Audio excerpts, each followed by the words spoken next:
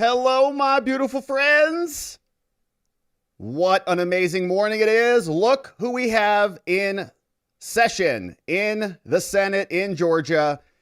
It's Fani Willis, the purveyor of the noxious odor in Georgia and throughout America and the world, is there today to testify. And this is about to kick off in about a minute or so. We've got no audio that's being ported in yet, but hopefully they flip that button on there for us in just a moment. But we have been waiting for this day for quite a long time. And a little bit of a recap on how we got here. Of course, right now we are in front of a Georgia Senate Special Committee on Investigations. It's led by Republicans, and it was created specifically to address the misconduct of Fani Willis's office. Okay, we had 2020 nonsense during the election. We had the prosecution of 19 defendants, courtesy of Fani Willis in the RICO case. And so the Senate came out and said, we got some questions about this. They sent some subpoenas and she didn't show up. And here's how that all went down. So obviously she's there now, but the background on this, early 2024, the Georgia Senate Republicans, they came out, they voted to form. Camera's bouncing around over here. We'd like some audio, and we don't have any audio on this one. Let's see if we've got any audio over here. This is specifically from the Georgia General Assembly. Let's see if they've got this clicked on. They do not. Georgia Senate. This event has not started either. All right, so we're just waiting for audio to kick on over here, and I'm sure it will be flipped on soon. But early 2024, they formed this. There was a subpoena battle that took place for a long time. She got subpoenas to come. She said, I'm not going to show up and testify. Good morning, everyone. Welcome to today's meeting from the Senate Special Committee on Investigations. Members of the committee, good to see everyone here today. You too.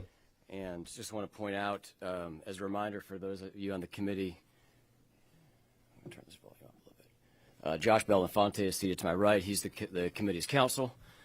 And before we do get started, I do want to make an announcement that unfortunately Chairman Cowsert is unable to be here this morning. He had a medical procedure late last week, and doctors have restricted his activities and travel during his recovery, and he has requested that I chair this meeting as the vice chairman. All right, get well soon, Cowsert. So with that, we do have some committee business to take care of before we get to our agenda for the day with Madam DA Fani Willis. And we do need to review the approval of minutes from our November 13th committee meeting. I'll give the members a minute to review those minutes, and then we'll entertain a motion to approve the minutes.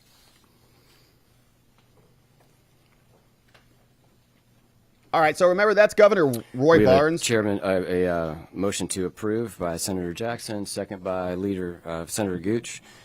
All those approved, please signify by saying aye. Aye. All those opposed, like sign.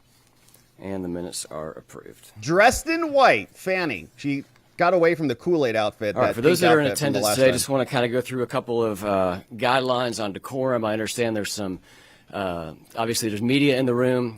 Press has lines. I think you guys are all clear on where you're allowed to be in the committee room, where you're not allowed to be. So thank you for working with our Senate press staff on that. If there are any available seats in the middle of your aisle, please, or in the middle of your row, please scoot over.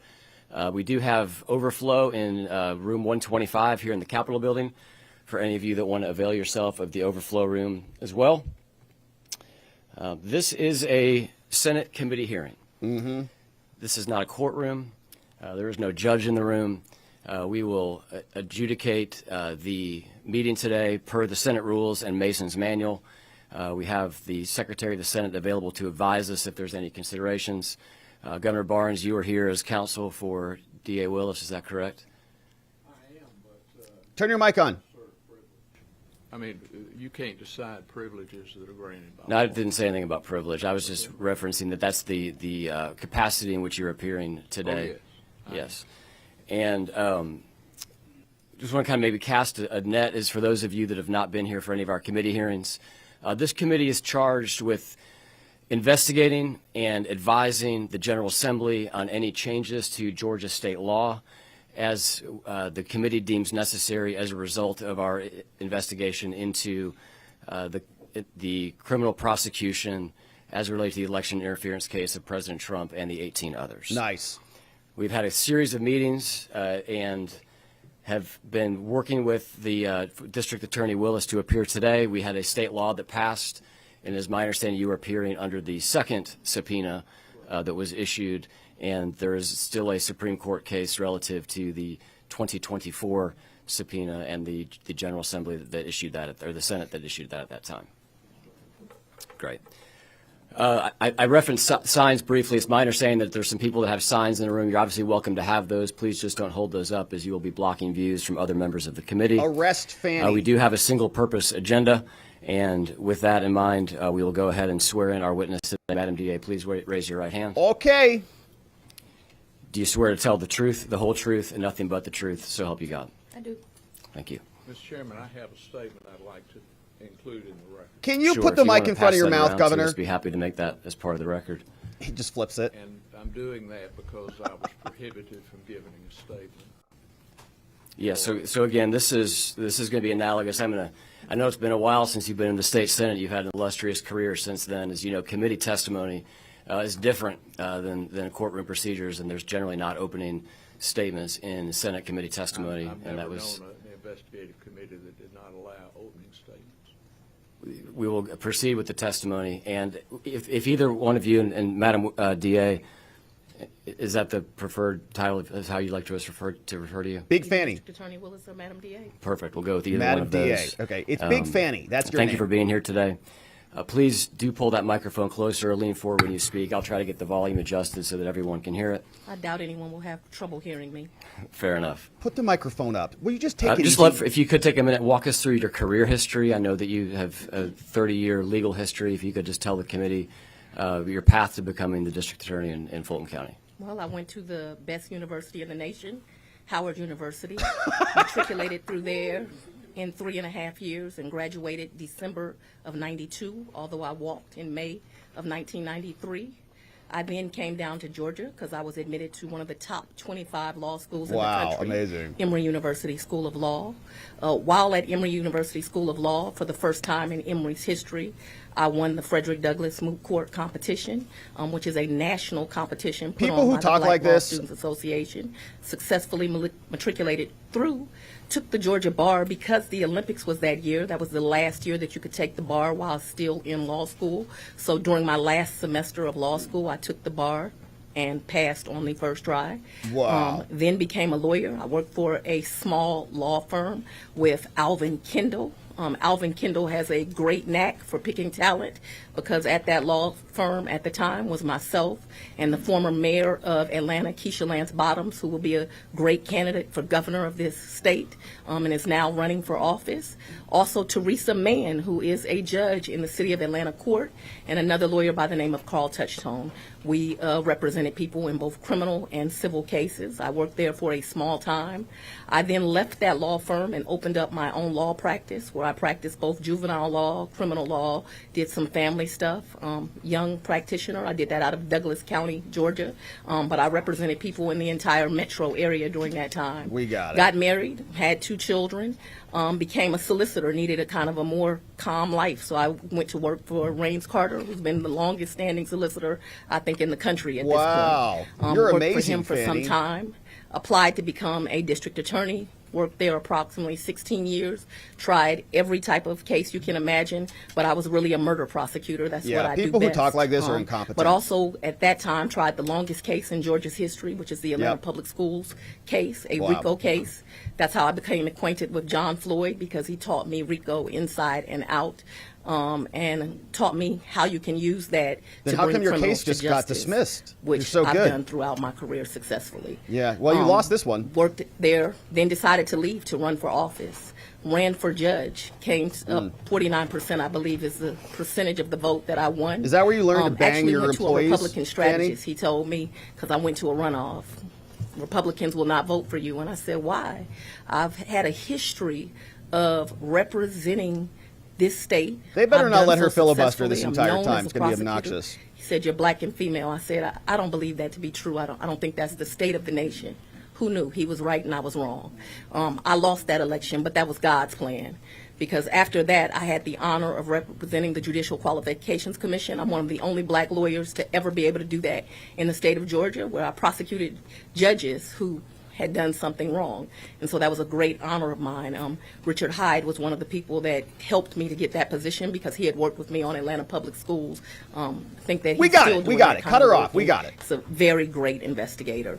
So I did that for a while. I also got to represent a lot of fathers and mothers as they went through domestic things, did some criminal defense work, and then people started coming to me. You need to run for district attorney.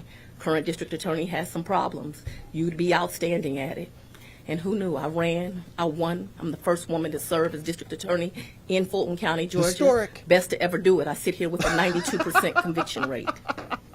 That's my history. Wow. So Excellent. an Thank you so arrogant much. egomaniac. For those of us on the committee, it'd be helpful to kind of get a scope of what your office structure is like and kind of the makeup of your office. So All that is how many history. employees are within the Fulton County's DA's office? A little over 300 approximately. She still got the All case numbers that I dismissed give today and is which should be now under approximations. investigation. You should not hold me to exacts.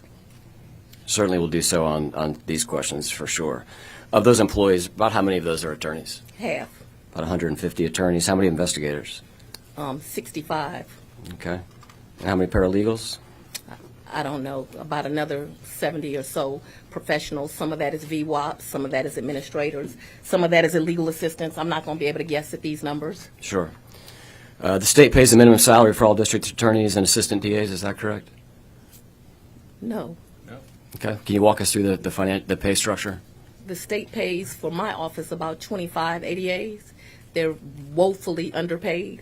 The salary that the state pays Not is a joke Nathan. right You now. got 700 If you look at some grand. legislation, you should look at paying DAs across this country more money. We're looking at because Nathan. they do not make Yeah, enough your money, lover. and it is very hard for people to recruit DAs at the state pay.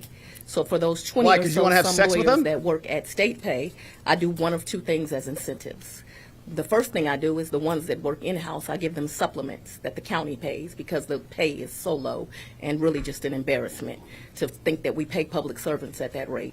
Another incentive I offer to some other very seasoned ADAs that Intercourse. are further along in their career that are my state-paid employees. Trips to I let California. them work 95% remotely, and all they do is indict cases for my office. And sometimes the her, rest too. of They the indict lawyers her, too. paid by the Fulton County District Attorney's Office are in fact paid by the county.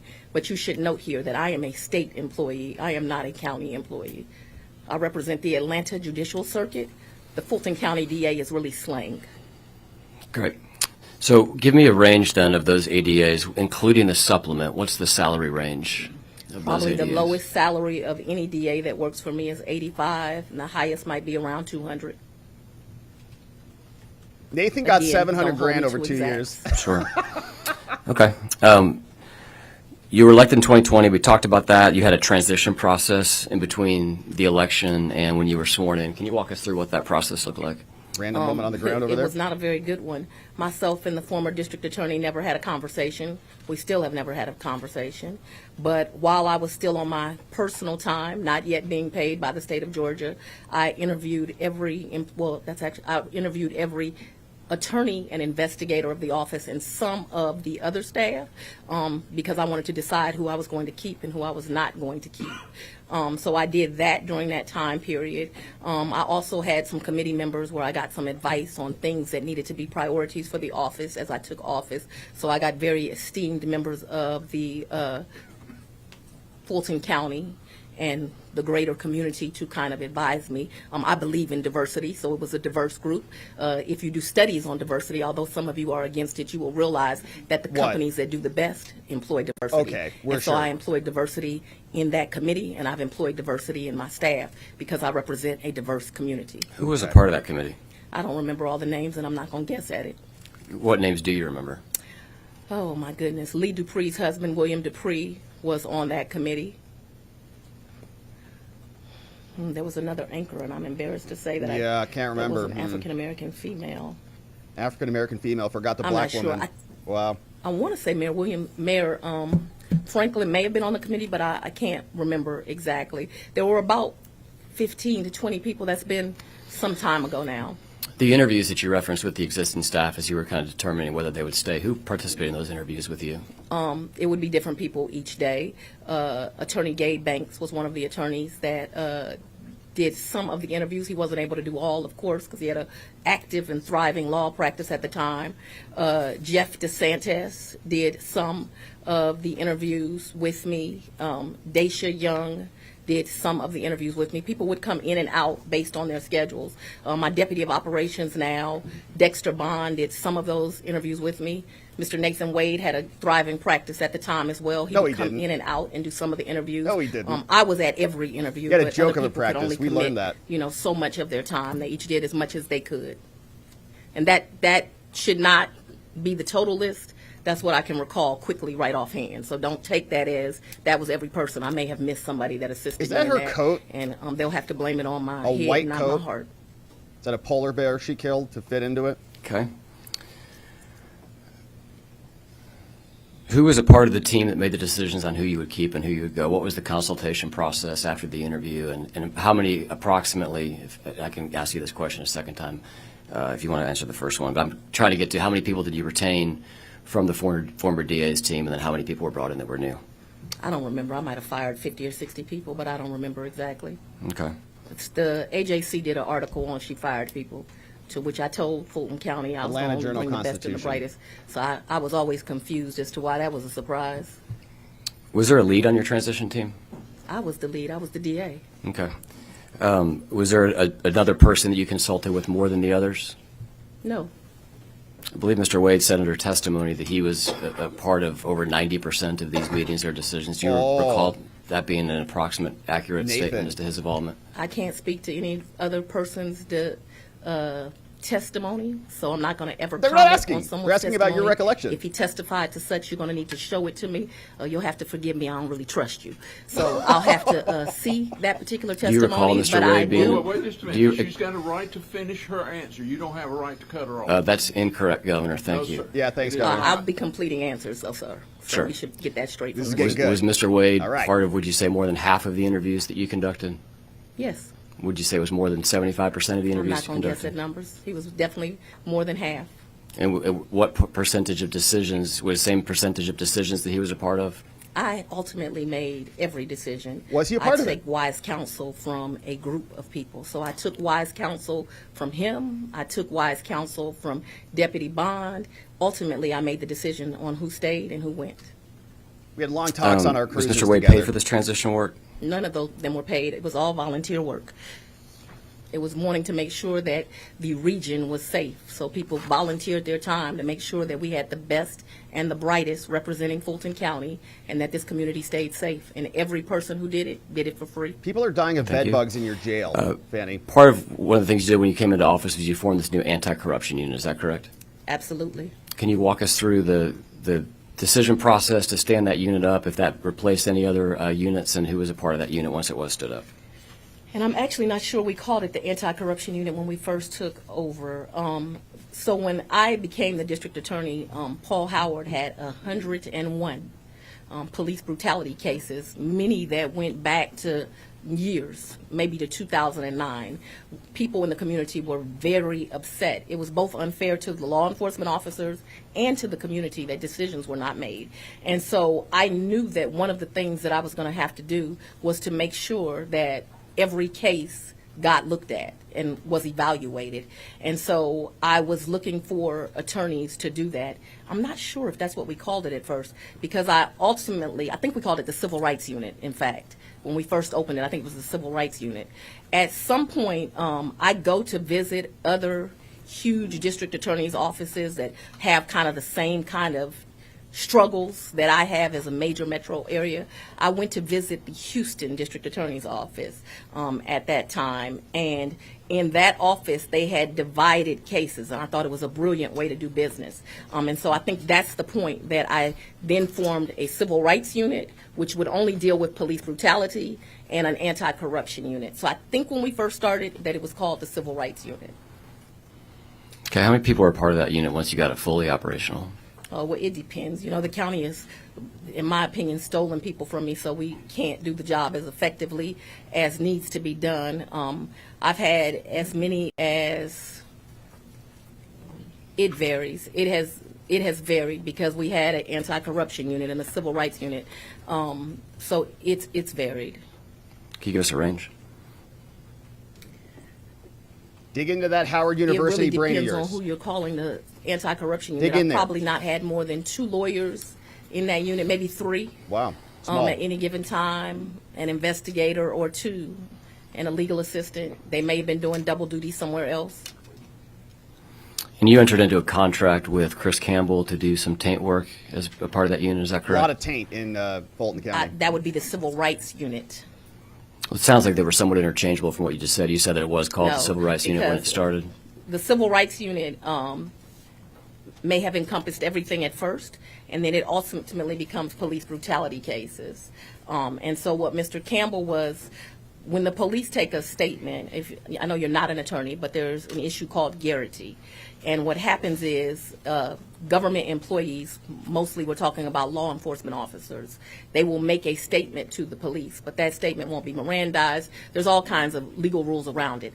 I can't be privy to She's those law-splaining statements. now. I shouldn't have them. To him. Sometimes I think the police Badly. almost put them in there intentionally, and so they'll be intertwined in statements and reports. And so what he was hired to do is to redact. So once that I got a file from the GBI when somebody had been shot by an officer, I never read that. That way we were never tainted. That's why we use that word. You're by tainted. never seeing that. And so yes, he was hired. He had been, I believe my recollection is he had been a former law enforcement officer, and he was a lawyer. I thought he was great for that work. And Terrence Bradley was involved in that work. He had been a former well, correct? probation officer and an attorney.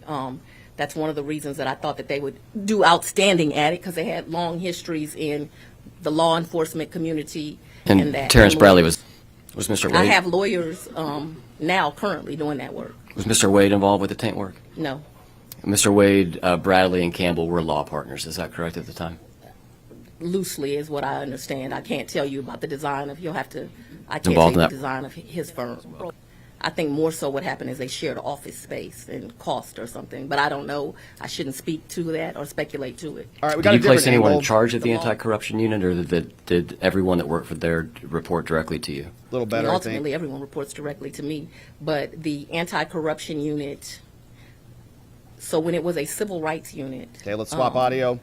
Yes, it had a lawyer. Tell you about the design of, I can't tell you the design of his firm. I think more so what happened is they shared office space and cost or something, but I don't know. I shouldn't speak to that or speculate to it. Did you place anyone in charge of the anti-corruption unit, or did everyone that worked for there report directly to you? I mean, ultimately, everyone reports directly to me, but the anti-corruption unit, so when it was a civil rights unit, yes, it had a lawyer that was over it. His name is Brian Watkins. He is a lawyer that's been practicing law longer than I, and at first he had everything until we realized there was so much volume of work, because it doesn't just do this kind of work. It's not just police brutality now, right? Now it's police lied, or it's an elected official did something wrong. It just became too much. Once we stood up these units and my county understood we were doing these kind of things, fortunately or unfortunately, the office started to get referrals, and so it just grew. How many cases has this unit brought to trial approximately? Oh, I couldn't tell you over the years, but we brought some to trial, especially these police brutality cases. I couldn't tell you exactly, so I'm not going to speculate. Okay. It's not as many as like my major crimes unit, but I can tell you that the anti-corruption and the civil rights unit, they cost me the most money because of the experts that are needed when you are trying a police case. How much money would you estimate that you spend a year on that unit? I can't, and I'm not. You can't, you're not what, I'm sorry? I'm not going to speculate to it. I can't estimate how much. Okay. Is that something you could provide for the committee? I don't know that I can. What happens is I have a professional services budget, and my top deputies of certain units, so my ED over major crimes, if he needs an expert, he can hire one. For instance, if you all want to look into legislation, look into properly funding your GBI. The GBI does not have enough scientific experts. Georgia Bureau This is of not a criticism of the Investigation. GBI. The scientists that are there are excellent. I want that to be noted that I said that. The scientists that are there are excellent, but they do not have enough experts. So in year one, when I become the DA, they tell me, and I have an email that proves it, we can't test all your ballistics evidence. We don't have enough. So I have to go into my budget, more than $100,000, I can tell you that. I think it's been about that annually, and hire private scientists to do that ballistics work. Now, I got the names of those scientists from the GBI. That's but not a lot of money. Also, my deputy, Mr. Watkins, over civil rights, if he needs an expert, he knows that he can get one. If my ED over major crimes needs an expert, they can get one. My domestic violence expert, if they need a domestic violence expert, they can get one. And so it all comes out of this professional services budget that I both pay attorneys that come in and work as special prosecutors, and that I pay professional witnesses that we have to hire to do our work. So I think they're trying to So Mr. find Watkins, the scope of the money that was spent. was in charge by title, or was it more so by function that he was in charge of the unit?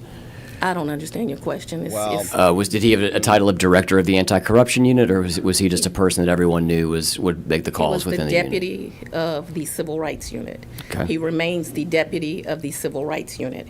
At some point, the civil rights unit became civil rights and anti-corruption.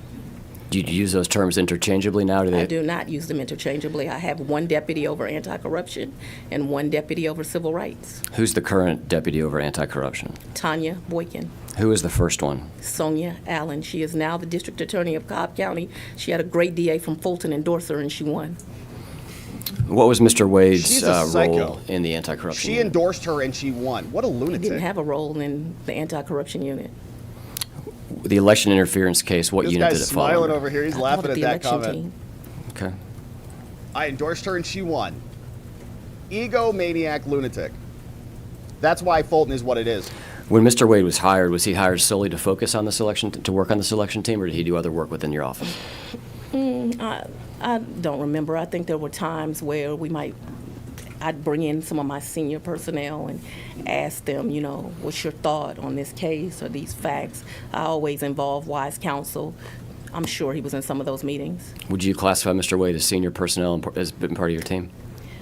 Would I classify him as senior? So he was a special prosecutor. He never worked for me as an employee. Yeah, he did. What I would call Not an him employee. is a seasoned lawyer. 25 years, first African-American lawyer to ever Here we go. serve Cobb County as a municipal court judge. What I would call him is a lawyer with a distinguished resume. Okay. When did you begin to consider was whether very to bring attracted to that charges in resume. response to the 2020 presidential election in Georgia? Don't answer that. That's a deliberative privilege. Don't answer that. I instruct you not to answer. Okay, here we go. Is it true that part of your transition team was involved in the process of interviewing people before you entered office to lead the investigation into the 2020 presidential election? I'd like to answer that. Go right ahead. You only take my advice sometimes anyway. Go ahead. That's really an ignorant question. Wow. And if you understand what the word ignorant means, it means the lack of knowledge. Do you? If you recall the facts, I was already district attorney when this all came to light. He asked about So your transition, it's factually dummy. impossible. You were district attorney when what came to light? When Raffensperger went on Good Morning America or whatever show he went on. You got I was elected already in district 2020. attorney, so what you ask is a factual impossibility. Now, I know they've gotten black folks confused and said I was running for office, saying I was going to prosecute the President of the United States, but that's what we call a lie. Is she saying we think Okay. that they I think would that like they all to, look alike or From here something? on out, Is that what okay. that was? Yeah.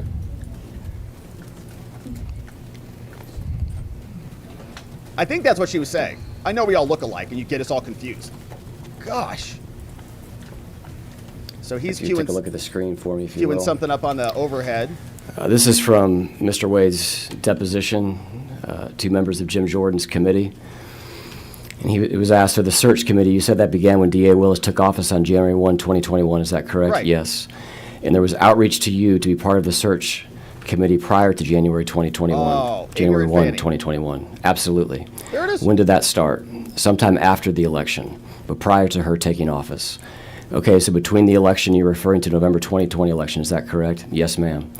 And so when you had conversations with individuals, Nice. you said on multiple occasions, Receipts. you said no, and you turned down the position. Who were those conversations with? They were with the the district attorney. So I think you're confusing facts. No, you are. We've already had a long conversation about I interviewed everybody at the DA's office, and I interviewed other people to come and work at the district attorney's office. And as I told you, I did that on my free time before I became DA.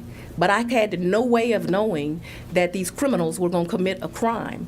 And that did not come to light until January of 2021 when I'm actually the DA. So it is a factual impossibility, like I already told you. I think that that is misinterpreted. He's absolutely correct. We looked for talent for the district attorney's office before I became the DA. I didn't wait till the day I took office to look for talent that would represent my office.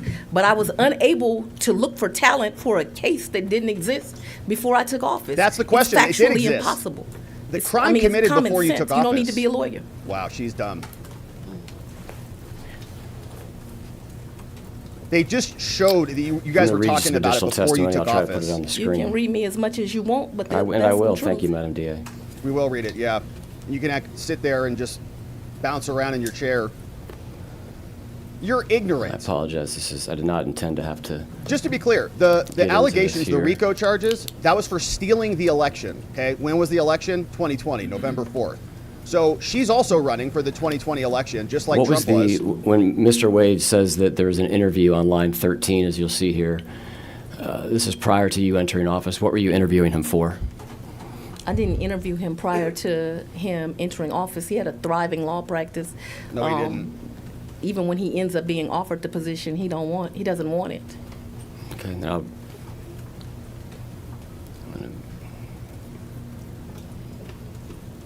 So it's your testimony today that you and Mr. Wade did not have any conversations pretty. prior to Wow, peaceful. you taking office relative to an investigation into the 2020 election. Don't answer that. Answer it, That is Fani. a deliberative privilege of what goes on in a district attorney's Look at her face. mind and the process that goes. She wasn't district attorney. She was. Prior to being sworn in, she was district attorney?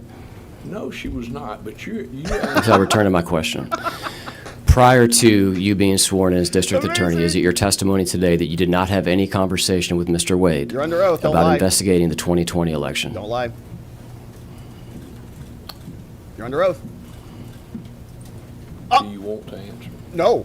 It's a dumbass question. I know it is, but go ahead and tell him because it occurred after she took office, but go I right didn't know that he was going to commit a crime prior to me taking office. Are you dumb? Like, It- factually, it's impossible. No, it's not. No, the Thank crime you said was in 2020. It was rigging the election. After the election, they would you were agree with the statement- alternate electors, the whole thing. Actually, I'll skip that question. All that happened before she took office. In the aftermath When of did you November decide to hire, 2020.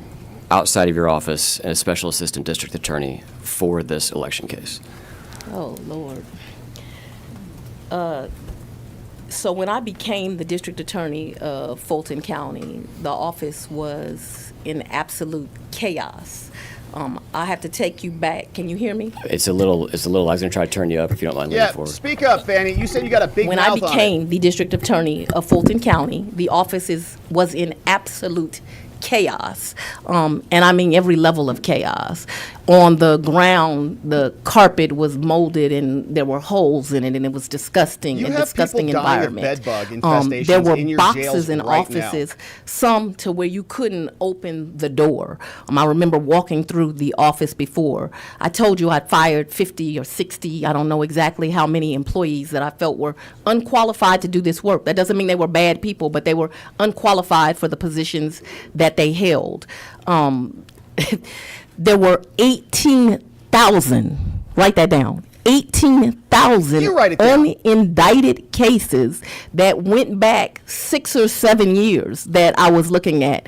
Not to mention another, 10,000 Okay, now she's indicted swallowing cases the in the mic. system. Now, some that the judges had hid on judicial hold, but they were still All right, there. back up a little bit. So the office was in absolute chaos. And then I'm in the office on, I came in that Saturday, so that would have been day one. What do That those was the day dates that say I right there? walked through Oh, the 2020. office. Oh, that's and in the I'm literally indictment. in the Oh. office that Monday or Tuesday. I can't recall now what day it is. And there's this phone call, and the Secretary of State saying, oh, the proper venue to investigate this might be Fulton County. And so my priority became, and this is important too, there were 200 and something murders that had been sitting for years, families that had been waiting for justice for years. Oh, I know, you're so And so when I amazing. come to be the district attorney, my first responsibility is just getting the office properly set up. In fact, one of the most important roles I held up that I tried to find was the head of the civil rights lawyer. So when Brian Watkins walked into my office and actually interviewed to come there, because he was not with the old administration, that was like a gift from God, that I had a lawyer that had enough experience and would be talented enough and ethical enough and have the integrity to do this work. But my primary job was getting the entire office set up. So I immediately do things like set up a murder backlog project. And I put Mike Carlson and Michael Sprinkle in charge of that. We're going to get every family's going to get an answer. They may not like the answer. The answer may be we can't prosecute this, but we're not going to sit with cases. You know, we got to make decisions on these cases. And it took us years to get through that, but we did. And I'm happy to sit here and announce to you every one of those 18,000 cases, a decision got made on, to include those 101 police cases I talked about, as well as the 46,100 and I think 36 cases that came in January 1st, 2021 till December 31st of 2024. So while people tell these lies about the DA ain't been working, I want you to find a DA working as hard as me. My question was, okay, don't swallow the mic. When did you decide to hire outside counsel, a special assistant district attorney, for the election interference case? You're under oath. When it became obvious that this case would take so much investigation to learn the truth, and that I would need people that could focus on that. And although I had talent in the office that was being developed, each and every member of my staff had a priority. See, this is the most important case to you. Let me tell you what the most important case was to me.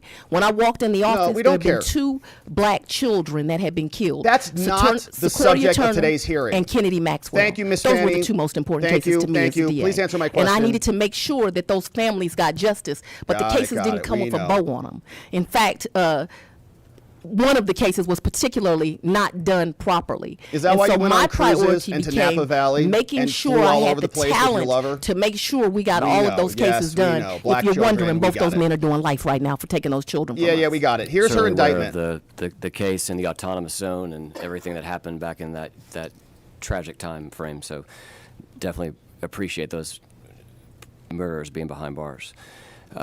So you didn't really give me a date range, but we'll just move on here. You did consider Governor Barnes for this role. He's testified to that previously. And let me tell you what Governor Barnes told me. Governor Barnes told me when he was the governor, he changed the state flag from the Confederate flag, and that as a result of him changing the Confederate flag to changing the flag to make it more inclusive to all Georgians, that the Ku Klux Klan sat outside his house and that he lived under threat KKK. During that time period. Didn't have that on the bingo card. He told me that him and his beautiful yeah. wife had survived that, but that he was an older gentleman now. Say that nicely. He was an older gentleman, and due to the nuts that would come out of the woodwork if I was doing this type of work, that he was not at a juncture in his life where he could take those kind of security risks. He also refused to work for $250 an hour. Talk about a downfall. You're the governor, now you're Fani's lawyer sitting in a Senate hearing. It's like, wow. We've got some question in here, Governor, on your rates, and we'll get to that in a little bit.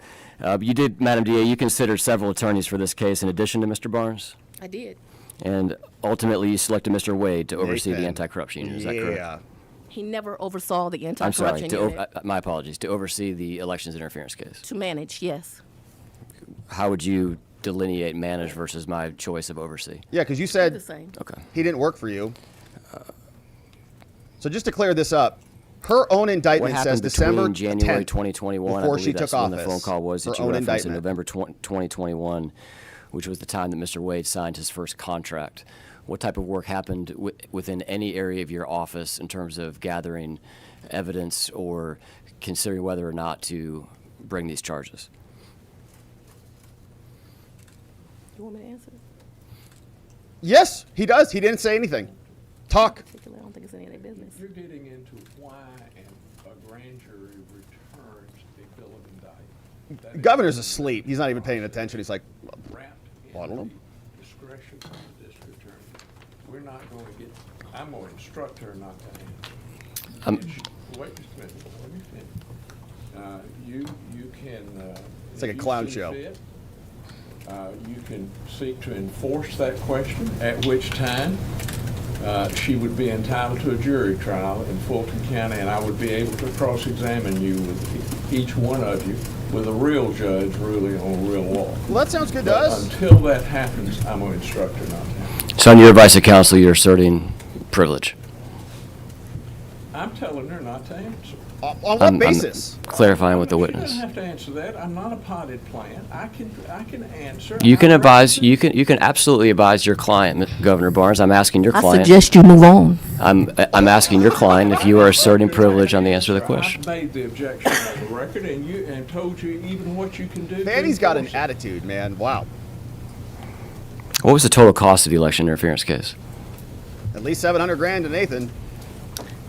I don't recall, but if we want to talk about cost, I'd love to talk about how last year alone the AG paid one lawyer $8 million. Okay, that's not the question. You don't know what the cost of you don't know the cost of the election interference case? You I give don't a know range? the exact cost. What's a range? As I don't want to speculate to No numbers. idea. Yeah, Brown University brain kicking into high gear right now.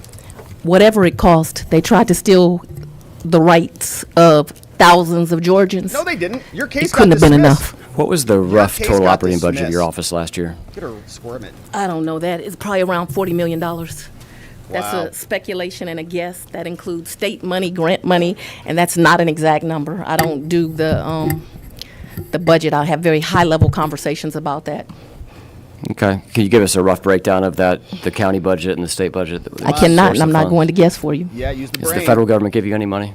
I do have some grants, yes. The only source of federal money you get is from grants? To my knowledge, I don't. There may be something else.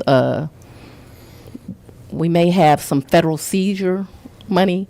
If we do, it's not much. So I don't know. I don't want to speculate. If I say, oh, they gave me grant money Did you and this federal communicate with the seizure money, J6 and you Select find Committee? some line item someplace Did that you I don't know, communicate with Liz Cheney? you'll swear I was trying to lie to you when the truth No, is I'm I just- don't know the correct answer. I'm just trying to get to, I know you run a tight ship over there, you're proud of your Yeah, work. I right. would Right. assume that you would I'm have the some best sort DA of, in the Southeast. Why wouldn't I be proud of my work? What what's your annual budget? psycho. Gosh. I told you it's around $40 million, but I do not know an exact number. and what's the approximate source of funds that you receive from the state Objectively, versus she's the terrible. county? She just lost the biggest case Me, she's like ever had. every other district attorney in this state, do not receive enough funds. I told you that you all pay 20 to 25 ADAs. I don't know the exact number. I don't have it in front of me. You pay two legal assistants and one investigator. Now, Fulton County is 1,000,002 people. It's the place that when people come to Georgia, they're coming is to Atlanta. On a daily basis, we have 5 million people, and we are very improperly funded. If this committee wants to do some real work, it'll get serious about crime fighting among this state. Yeah, eat From alive by every bedbugs. rural community 2020. to Ma'am, I'm gonna every, give you- I'm answering my question. I'm good. That's not an answer to the question. Okay, well, You got the right to finish your answer. if this committee wants to get serious about legislation to make the communities in the state of Georgia safer, they will invest more money in every district attorney's office across this state. That's the rural DAs need more, the middle size, the residentials, and the big cities like Atlanta. All of us need more resources to be able to do our job appropriately, and it is a joke the way that these people are funded that are dedicating Your their whole lives county to is a public joke. service.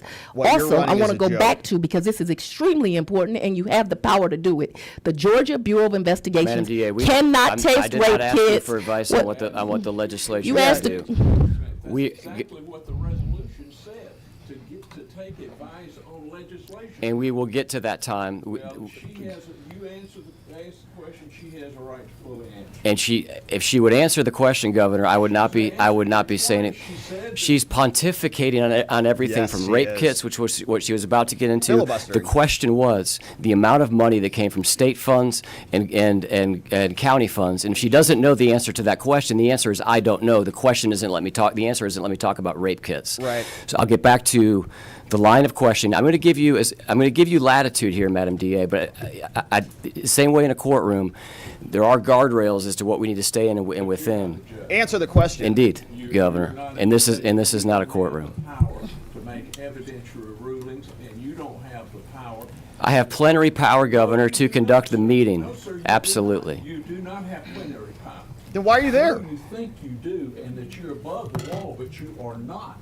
If you want to cite her for contempt, Governor. she is entitled to a jury trial, and I can examine you on your actions, and I can examine That's you great. on your motives, then I will be glad to take that, as Clint Eastwood would say. All right, this dude is past his prime. We know the motives. He's on the ballot. Governor, this is a witch hunt. This is a Always hearing been a witch of the hunt. Senate Special Committee on You're Investigations. not worried about He's those literally who are pounded the convicted table. illegally and locked up. Why is it that you run ads? We're going to go on to our next question. How are the funds?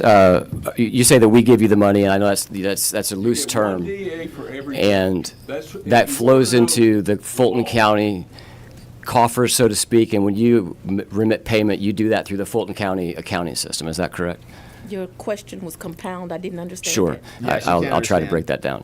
Well, let's simplify it for Big Fanny. When checks are written as a result of a check request made by your office, those checks are paid by Fulton County. Is that correct? Where's the money come I from, don't Fanny? know how every check is written and if that's going to be 100% accurate. So I'm going to refrain from asking that question. What I can tell you is that, and probably happens in every other circuit, the district attorney has control over their budget and they don't have to go to the county. But I understood I was a woman DA coming into office. I also understood that I was African American. Oh, I know. And so therefore there hard. would always be a target on my back. Yes, you're gonna be And so I attacked did two by things white people financially. constantly. One is I've never, so people can stop requesting, had a credit card associated with that office. Never. So I've never had a credit card, will never have a credit card. No, 'cause you keep the cash other under your thing I mattress. did is that there is a CFO of Fulton County, a white female. Her name is Sharon Whitmore. I believe you've heard from her. And so I made it so that the procedures of my office, although I did not have to do it, that it has to go through her for clearance. That way nobody would say the district attorney stole any money. Okay, that gets to the core of To my a white question. So woman. when They're you so are when you're racial paying and crazy. vendors, when you're paying contractors, that's going through. I think you said her name was Ms. The most Whitmore, and racist she did people in testify the whole before the country. committee. What I'm getting to, and I'm trying to figure out, is whether when the state funds come in, the federal funds come in, the county funds come in, are those paid for out of separate accounts, or those funds kind of commingled into a general budget, if you will, and that gets allocated? I really couldn't answer the question. There's many different pots of money from the county. The state directly pays those state employees. Then they get another check from the county, the ones that don't make enough from the state. I really can't fully answer your question of all the ways. I have a team that I call my deputy. I have a deputy of operations and a team that does that kind of stuff, but there's some money from the county, there's some money from the state. The grant money I know goes through the state. The truth is I don't have any grants. Fulton County has grants, but those grants do benefit my office. My Saki unit is renowned. I'm ending the year with a 100% conviction rate on Special Victims Division. Saki is a sexual assault kit initiative. Georgia, like got many it, we got states, it. failed victims, mainly victims of color. And so rape kits for years, going back to the 80s, were not tested. So we have a grant with the federal government that, and I'm talking about thousands of rape kits where they go and they test those rape kits. What we have found is if they would have done those jobs and believed those victims, that many of those rape kits go back to serial rapists. They also go back to people that have committed other crimes. I have Cut her off. excellent This is attorneys that are in that irrelevant. unit, some that I pay out of the grant, some that I add with my general fund. And as I said, not just my Saki unit, but my crimes against children unit, my Saki unit, my sexual assault unit, my human trafficking unit. We're ending the year with 100%. So just yes or no on these. We can move quickly on to the next topic. You said you do not have a county credit card or a DA credit card. Absolutely not. So y'all can say I stole some money. Is there any sort of You did steal DA money. checking account that's separate why that you we're use here. to pay your vendors or anything like that, or is it all go through the county? I really can't answer that, and so I'm not going to speculate. Okay. You mentioned forfeiture funds before. Do you have a ballpark of how much you've received? I think you said it was a small number of state forfeiture funds. No, I said federal. Okay. I don't think there's much in the federal forfeiture account. Do you receive state forfeiture funds? I do. Approximately how much a year is that in an average year? I don't know the number to that. I can tell you I have sitting in abeyance. I just did a huge forfeiture, but it's not money we can touch yet, and it's a couple $1 million. Okay. What's your understanding of the allowed uses of state forfeiture funds? Oh, if I don't know the use of a forfeiture money, I talk to lawyers in the office. I'll go to PAC. I don't touch forfeiture money unless I get some approval. Do you know of any delineation between the allotment, the allowance of uses between state forfeiture funds Yeah, there's and definitely federal? rules around. There's definitely rules. I was asking about the difference between federal and state, if there's any rules there. There are rules to both, and I don't know I can't tell you Where the did rules for Nathan's each. money Anytime come we were from? going to make an What pot was expenditure, it we in would that look you at it, dipped I'm sure. into? Do you know if those funds are commingled at all within your system? I don't know it, but I would believe not. Okay. Who is it? You mentioned that you've got people. Who is it that oversees the use of forfeiture funds in the office? It's going to be the county that stuff is going to go back to the county. Okay. And do you know whether or not any forfeiture funds were used to pay Mr. Wade? I'm not aware of that. We would have submitted the invoices to the county. The county would have used one of those mini line items. They would have paid them. Can you think of a reason why forfeiture funds would be used to pay Mr. Wade? Probably did use it. I guess he's. Don't ask. She just told you that she doesn't know. So Yeah, you were asking me to speculate. You do not know whether Mr. Wade was paid with state forfeiture funds or not? You're asking me to speculate. No, I'm What? asking if you know Do you whether know? or not state forfeiture, any forfeiture funds were used. I'm unaware of that. Okay. I'm unaware if the answer is yes. Go to the I'm unaware if overhead. the answer is no. What I'm aware of is the process was the turn overhead. in a bill, and they would do it. Nathan You and Jim Jordan testified working about together? it. I've never talked to Mr. Jordan. he's a delightful guy. Just I don't know want to about point that. this, Anybody who doesn't report over people here, that get Fani. raped in college, I'm gonna have to disagree just with you want to there, point this Governor. out here. What? This is, Did she just say? do you recognize the bottom form here? Oh. Fulton County Court Payment Voucher? I don't. Is this you've never seen any document in this format before? Never. Okay. Well, this shows a number of things here. It shows what fund it was paid from here, which is 440, which is your forfeiture, the forfeiture fund account. You can see at the top the unit name confiscated funds for this invoice, and then here you can How see come he that was dipping into this was a that? payment made. And I apologize, you can't see my mouse.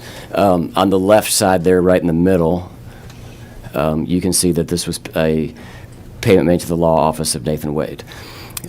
In reviewing for your testimony today, we just did review the bills and look through different sources of funds that were used to pay Mr. Wade. I know your testimony is you were not aware that forfeiture funds were used. We saw Mr. Wade was paid from forfeiture funds and from the county general fund, which is Fund 100. And that's why I was getting to the uses of forfeiture funds to pay independent contractors. Do you have any knowledge of any restrictions How'd that happen? that may be around the concept of using forfeiture funds to pay independent contractors? I do not. It was my understanding that Mr. Wade was paid out of my professional services budget. Okay. But he wasn't. You had no money in there. You needed to tap into forfeiture. What's the accounting process? That's kind of what I was getting to earlier. Of kind of, does if it it was your understanding he was paid out of the professional services budget, that would intimate that there's some sort of accounting procedure within either your office or the county office where there are separate fund allocations. And I asked you if your funds were commingled and everything was paid out of the same, or if there were dedicated accounts. So you were unaware that Mr. Wade was paid out of the forfeiture funds. You believe he was paid out of the professional services funds. What would be the process, as you understand, in your office to determine what fund a invoice is paid from? You're in the weeds, and I don't know the answer. Okay. Yeah, we're in the weeds because it's your office. We've already talked about the your selection lover, of the special, and your special prosecutor. SADAs, special assistant district attorneys. I may use those interchangeably. The process of interviewing Governor Barnes, among some other folks, ultimately settling on Mr. Wade. Well, I don't want you to act like he was, Well, after just talking to lover? 2 or 3 people, I think, to be fair, I don't think he's a I'm not saying lawyer, it's the been bottom of practicing the. law 25 years. Sure. And you really like him too. What was the Really? reason that you chose to use, and I think if you could just unpack this for us a little bit more, that you chose to use a special assistant DA at the rate of $250 an hour versus using the attorneys that were already in your office wanted to pay or Nathan a hiring bunch of additional attorneys at a rate that you referenced earlier is between, I think you said between $85,000 and $200,000 a year. Yeah, you already have lawyers on your team. Why'd Because you have we to were go? drowning. And each of In my loneliness, she was. So most of the lawyers I had in the office She had a yearning. wouldn't be qualified to do that work, most of them. I had some that were qualified to do that work, but each of them had a major project. Let me use those two cases that mattered most to me, Kennedy Maxey and Sequoia Turner. Yes, I was we know. The we were black going to win those children cases. that- yes. So on day one, We're not those talking about cases those got cases. handed to Miss Daisha Young. In addition to handing her that, because nobody has one job, I handed her the Special Victims Division, at which time had like 8 units. So she's doing both these two big cases, and she's over the entire Special Victims Division. Same thing with Mr. Carlson, very qualified lawyer, but I handed him 6 units. And I also told him, you gonna get rid of these 250 or You are so gone. murders that we have. We're gonna do a project, we're gonna set it up, we're gonna go one by one. So every lawyer I had with that level of experience had a huge project. I assigned a lawyer to deal with the 18,000 backlog. I don't wanna be sitting here it took us, I think, 3 years to get through those, as well as keep up with the 46,000 Okay, so cases why'd that you end hire up coming Nathan? in my Answer. first term. So everyone had some. So it became obvious to me that I needed a lawyer that could manage this team while I did the rest of the work of the people. And there was nobody else, either internal or that you could have hired at a lower rate that you just A lower described? rate than 250? It's an insult to take 250 for a lawyer that's been practicing law He that didn't do long. any I thought work. you told me earlier that your range of people that work for you are between 85, not dollars an hour, but $85,000 a year and $200,000 a year. Yeah, but which would be the- 85,000 is like one domestic violence grant. I usually only hire someone with 3 years of experience. I make an exception with that because that's, an offensive salary. Although I can tell you, I think the state is paying lawyers 64,000. I mean, it's ridiculous. I know a little girl just graduated Georgetown Law, and she's making $280,000, $300,000 a year. We do not take public service seriously, and we need to, because my lawyers do greater work than most of these lawyers in this civil firm. We can't take you seriously because You're using gross amounts. That doesn't include Benefits.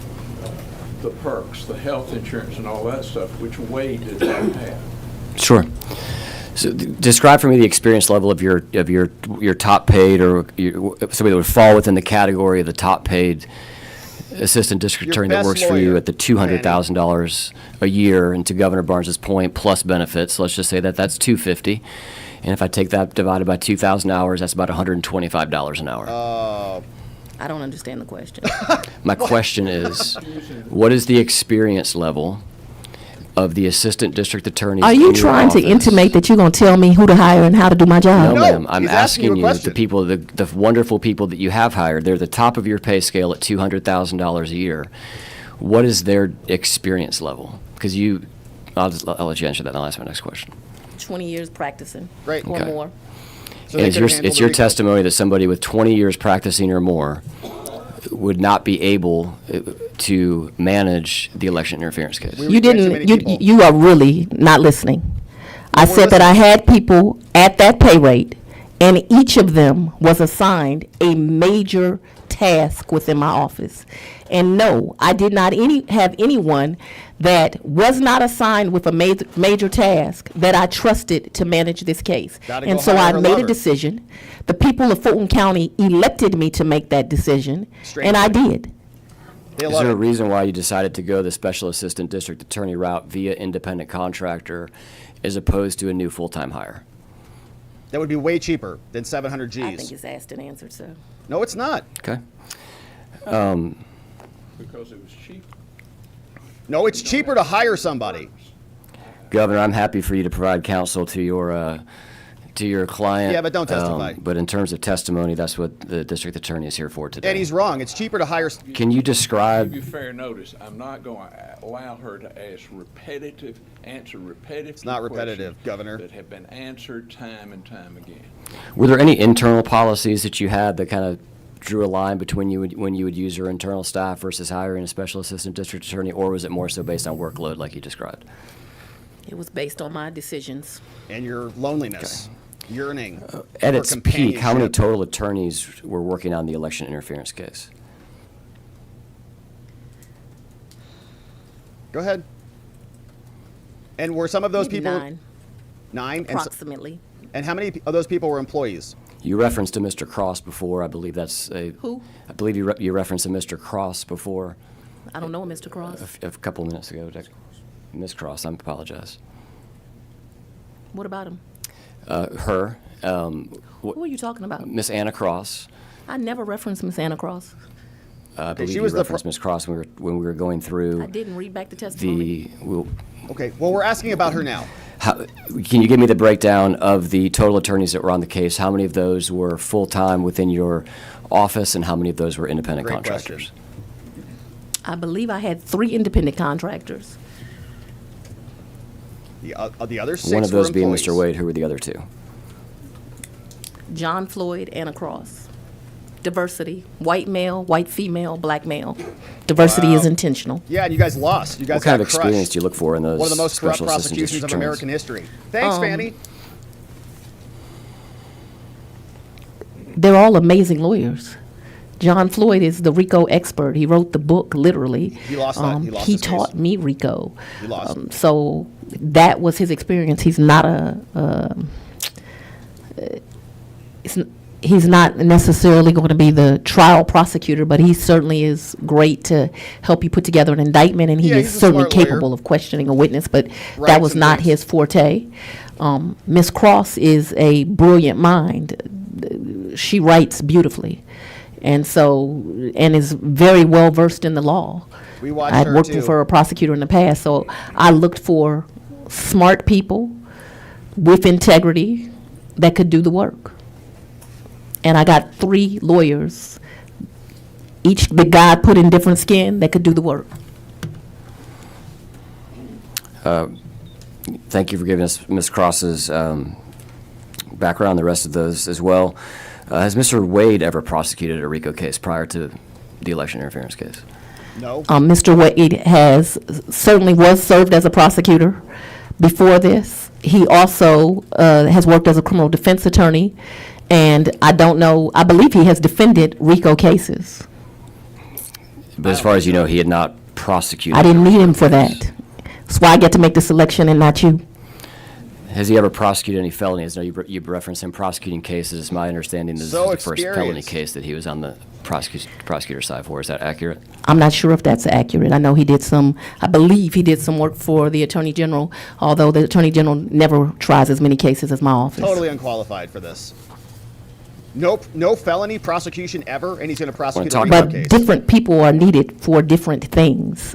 And the people of Fulton County elected me to make those decisions. And I know y'all want to come in and be daddy and create QAnon committees that will judge prosecutors and have these committees. But unfortunately for you, I won this vote by 68% this time, I know, they love 87 in the Democratic, They love corrupt 68 big the fans. general, 72% last time. So the people of Fulton County have selected me to make these choices, and I make them.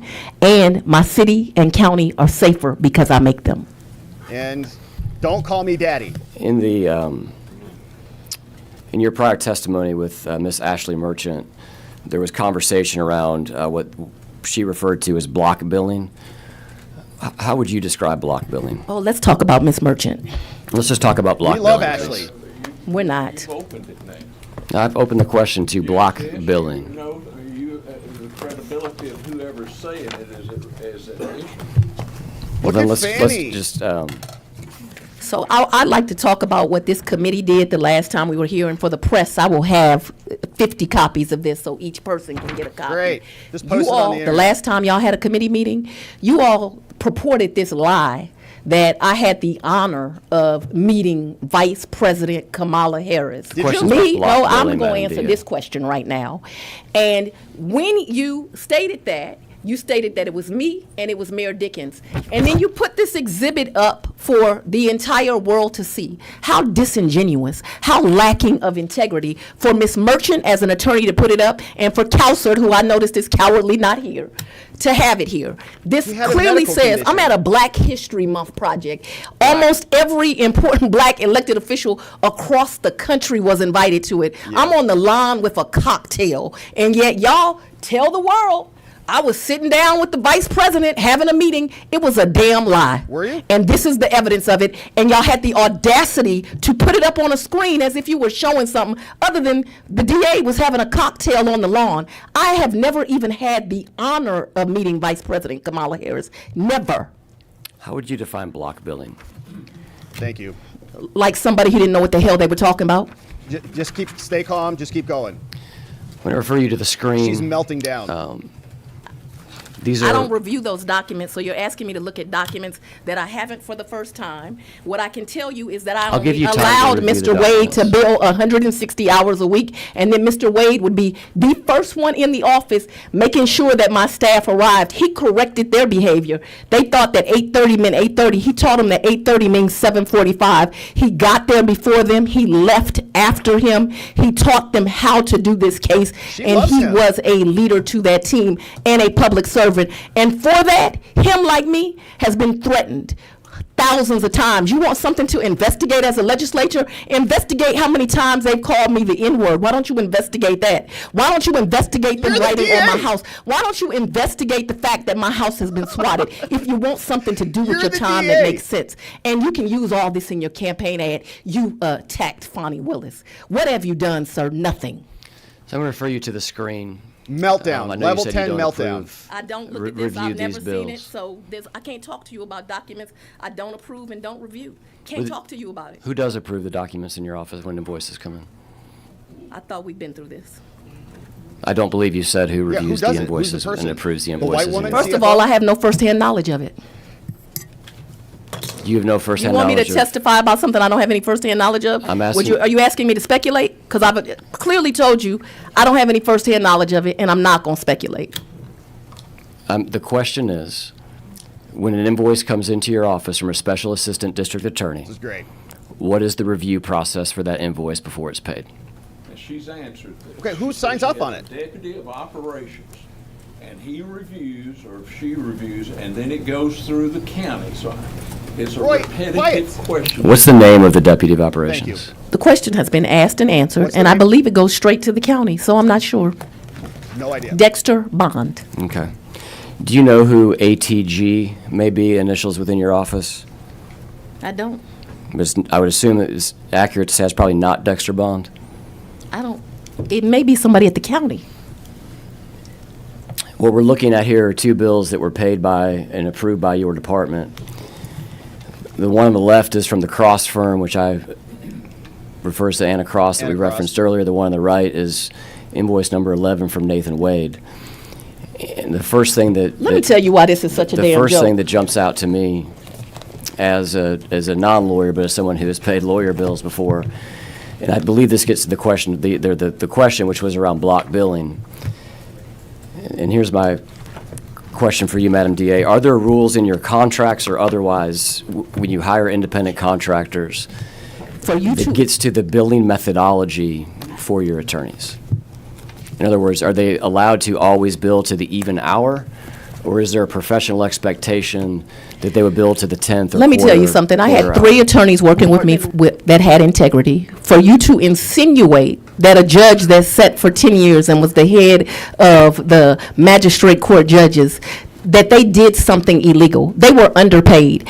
I have here documents where in one annual year, because I want you to remember his bills were over the course of 3 years. Yep. In one annual year made $8 million, made $5 million. And I'm going to make sure that the press has that so that when you're asking me about this great service to the state of Georgia, that it is understood that these are more than reasonable, actually bargain basement amounts. Ms. Cross it's not about the would money. insist that I wrote government rate in her contract because she didn't want anyone to get confused that she would actually work for this rate. You weren't having but for sex the fact with that Anna. it was service to her community.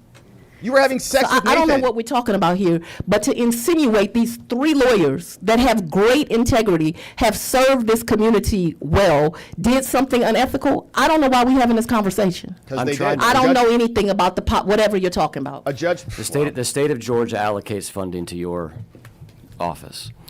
They hire those 25 lawyers, yes.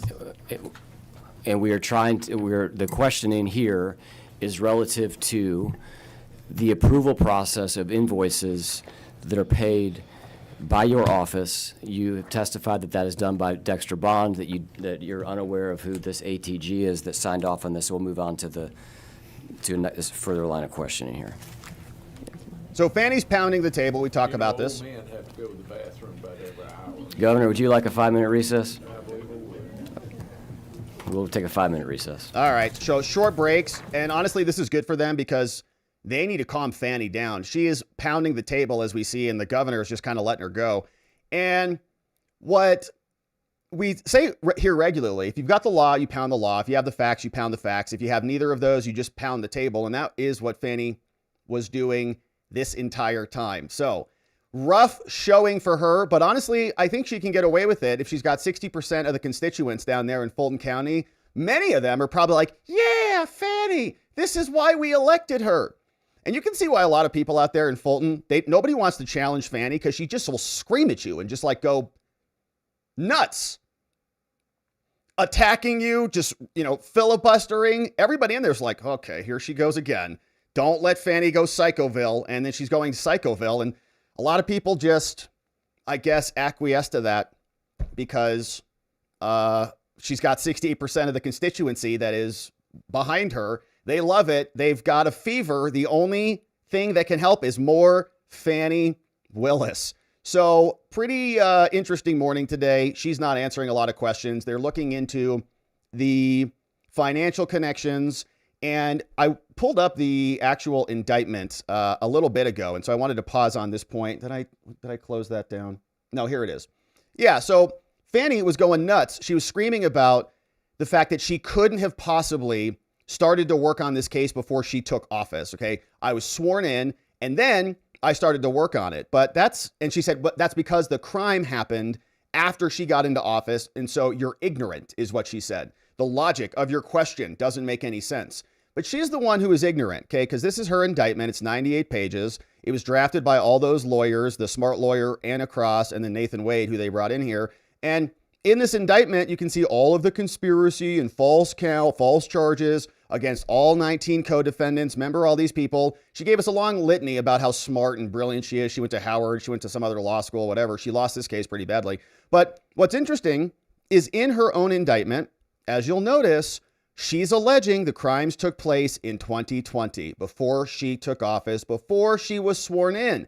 That's why Nathan Wade was testifying about all this, saying, yeah, we were working on this before she took office. Because here, even in the indictment, she says, here's where the crime committed. You guys all showed up in Fulton County, her jurisdiction, on December 3rd, December 10th, December 30th. At these hearings, members made false statements about fraud.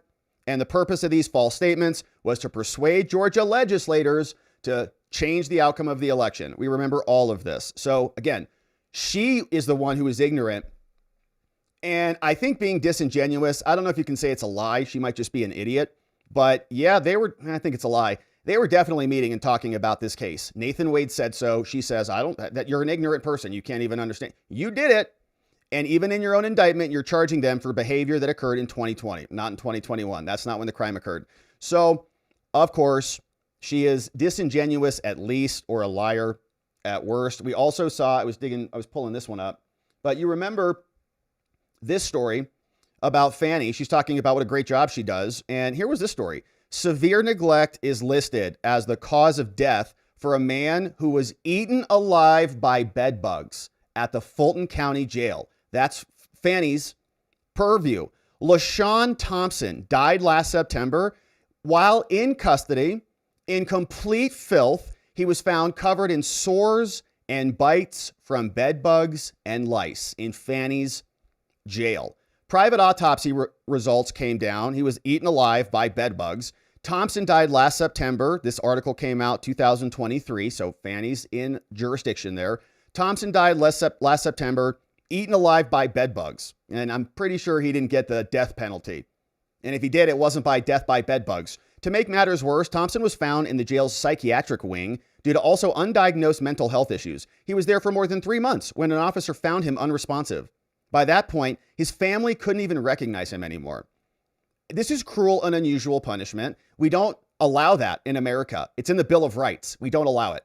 And there's no repercussions for this at all. In fact, Fani comes out. She gives us a big litany about how amazing she is, historic. During the press conference, family attorney called Michael Harper shared the private autopsy results, said severe neglect. Here's this guy. May he rest in peace, killed by Fani's jail. In addition to the cause of death, the autopsy also revealed that he suffered from severe body insect infestation, with bed bugs and lice covering his body from head to toe. That's Fani. That's what's happening in Fani land. And we're all familiar with that because she has a noxious odor emanating out of the whole location. And so we had that. And there was one other point that I was going to bring to our attention, which is this. Remember Anna Cross? She was the woman who I think got kind of blindsided. And what was the story around that? Yeah, I think Ashley Merchant basically destroyed this woman and she left. So it looks like she went over and is now at another law firm. And here is a photo of her. You may remember her from testimony. She was one of the Nathan Wade other individuals. But remember, they got paid a lot less. Nathan Wade got like $600,000, $700,000. I think the final numbers are in dispute. But pretty sure Fani Willis was not having intercourse with this woman. Pretty sure Fani Willis was not having intercourse with the guy who wrote the book on RICO. So for her to say, let's just do a compare and contrast, and we can compare the $8 million that other lawyer got against the money that these lawyers got. Look how ridiculous you're being. And our question, of course, was the $8 million lawyer who got paid all that money? First of all, was that like a civil case, a contingency case or something that they made a big fat payday on because they got a big settlement for the government? I don't know. But were the elected officials sleeping with those lawyers to the tune of $8 million? I don't think so. So that's where all this problem comes in. It's about an appearance of impropriety and actual impropriety that she was engaged in, and she is melting down here. And so, yeah, when we started out on this thing, I think that the approach was a little bit soft. You kind of just let her filibuster and go on, but it's turning into this moment where she can't help herself. So she just rambles and rants and raves and then screams, I'm not even going to look at that. And I don't know. And that's all good because it shows what an incompetent person she is. Now, again, I don't think that there really is any consequence to these locales. Like Letitia James is an incompetent, corrupt liar. They reelect her all the time in New York. Because for many people, ethnicity, race, political party, the color of your skin, the color of your political party matter way more than anything else, like integrity or, honest DAs who don't hire their lovers, pay them $700,000, travel around with them on multiple cruises, lie on their disclosure forms about all those statements, double bill. Nathan Wade block billed for 24 hours in a day. That's where they were going with that. 24 hours in a day. Didn't even take a lunch. Didn't even take a pee break. Every single minute was billable. Not even 6 minutes for a poo. He just kept going. Amazing. And she paid out, doesn't even know who paid out, where that money came from, forfeiture money or other monies. And I would guess that the Senate probably has a pretty good idea of who is responsible for deciding some of these things. And maybe her office is right in the middle of that. So they're on a break right now. And this is the other angle. Let's kick this off live. All right. So they're live here. Now they're just kind of going through some documents. This is live in a different angle. Fani's there. And she came out and was swinging at Ashley Merchant. What was that about? It's because Fani is upset that she got caught. We know that she was colluding with the J6 committee and the Kamala Harris crew over at the White House because that's what they were doing. This is a part of a pattern that they were engaged in across the board. They sent Matthew Colangelo, the number 3 at the DOJ. They dropped him out from the DOJ, said, why don't you go help Alvin Bragg and you can prosecute with Letitia and help the New Yorkers figure their cases out. Meanwhile, Fani was traveling back and forth between Georgia and D.C. We saw the same thing happening. Jack Smith just came in and inherited all of the cases from the prior FBI, the Biden FBI, the Biden DOJ, who were behind it all. And so now she's getting called in to testify. And we'll keep our eye on this when they return. But a lot of racial connotations in this, a little bit more than I thought, although I shouldn't be surprised. Talking about white women, talking about black kids getting murdered, talking about all the things, just really making it all about race, because that's basically what they default to when they have nothing else to say. So that's the morning, my friends. We've got a little bit more to go. And unfortunately, I have a hard stop. I've got a doctor's appointment coming up in about 50 minutes. So we'll see how far we get. I kind of suspect they'll break for lunch anyways, but we'll see what happens as we come on back in. We had a couple of donos come in, my friends. Thank you for these. Here's a couple of donos that I think came in. Wow. And if we can't get to any donos today, by the way, we're going to come back this afternoon and we will get into it again. So we're going to have Jack Smith is also testifying in front of Congress right now. So if we have to jump and we miss your super chats, come back this afternoon. We'll make sure we get them.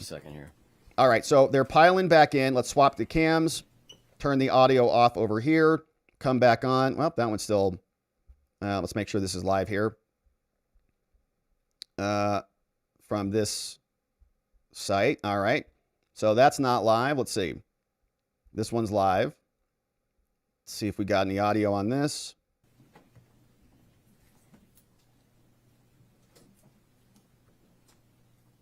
But we got some great donos come in, my friends. Thank you for being here. Thanks for joining us on this fun little stream. Here's this one. Remember Fani? What you talking about, Fani Willis? Let me turn your mic on for 1 second. Are you on 2 there? I testified that I had capped Mr. Wade, or Attorney Wade, or Judge Wade, at 160 a week. What I meant to speak is 160 a month.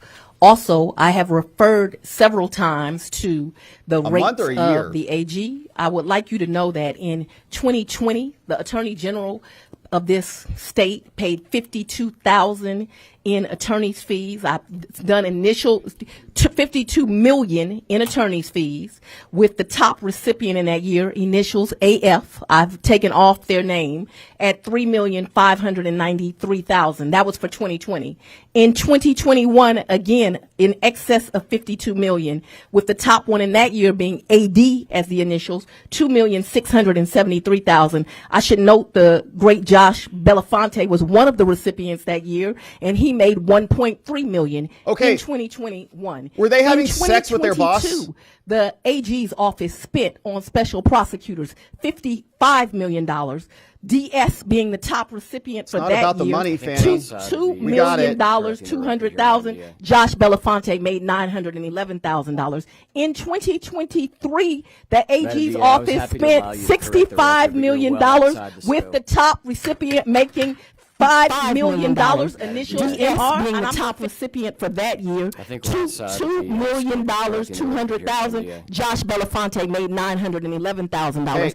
In 2023, were they sleeping with them? The AG's office spent $65 million with the top recipient making $5 million initials MR, and I'm going to finish. And 2024, the top recipient. He cut her mic. MR, and they made $4.6 million.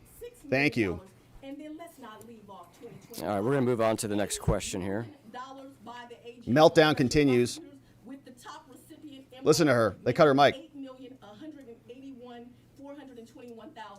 y'all are talking to me about pennies. Right, and I have a copy for the press 50 if you like them. And I'd like this included in the record. Did they have sex with those people? We're going to move on to our next question. Their bosses? Here. I don't think so. And it is relevant since you're questioning the rate of the special prosecutor. That's for the press. All right. Yeah, give it to the press. I'm sure they'll lap it up. Refer your attention to the screen. All right, Fani, here you go.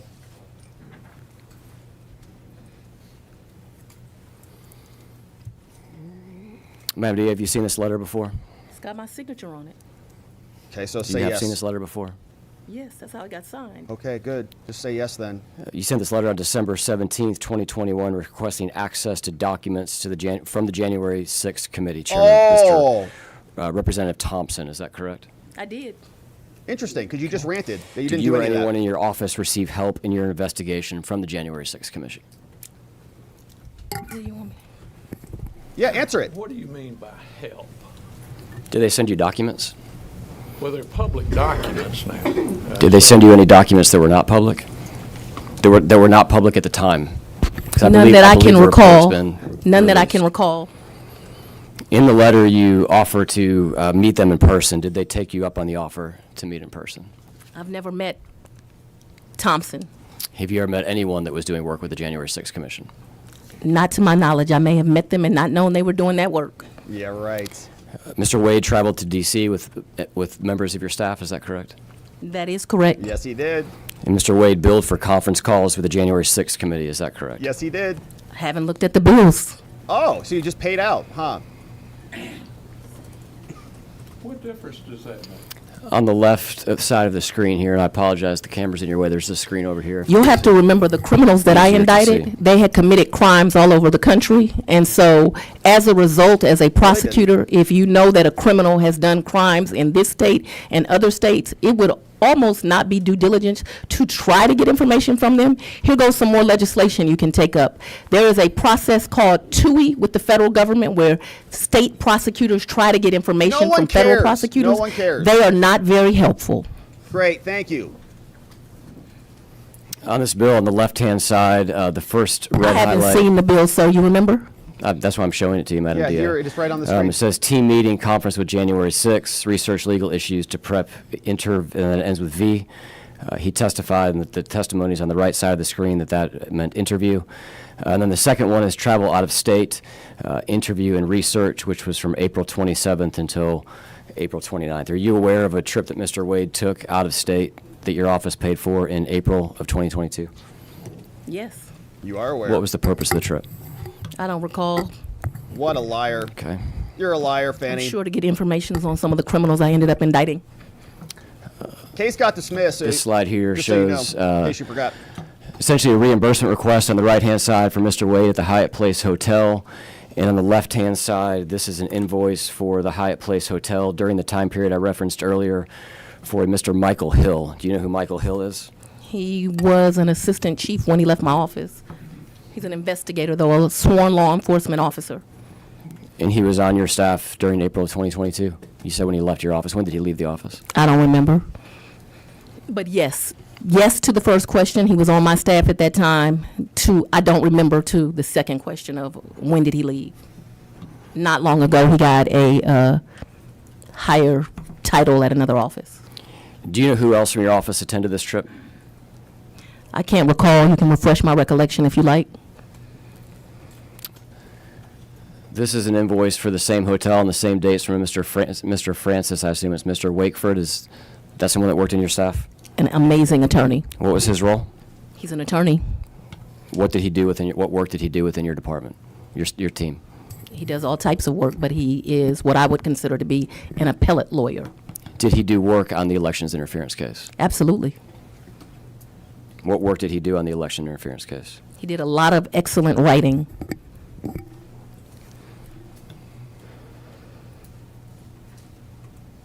This slide here is for Mr. John Wooten, same hotel, same dates, same trip to D.C. Do you know John Wooten The He whole works team- for me. The whole team went out. currently?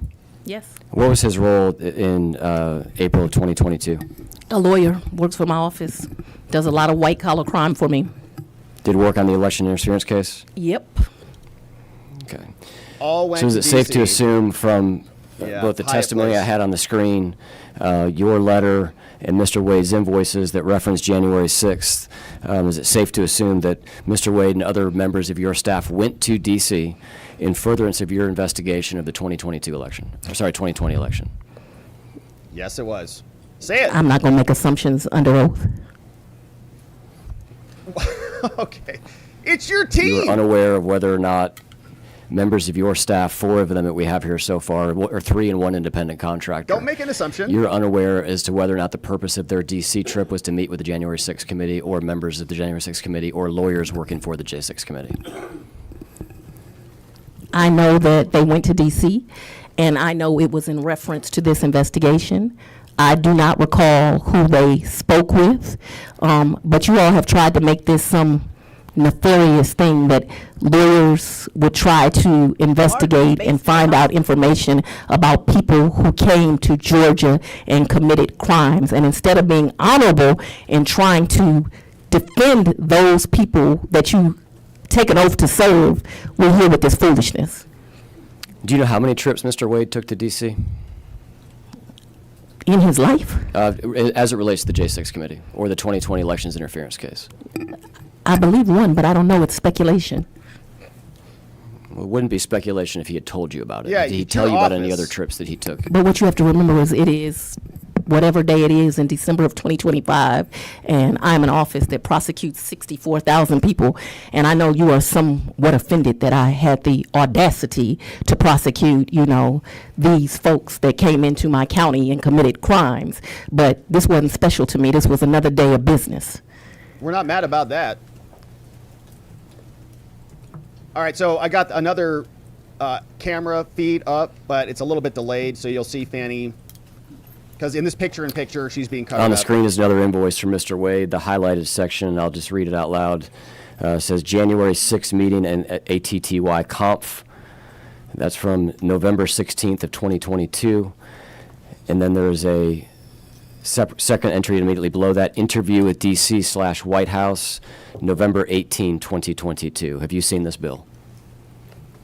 No.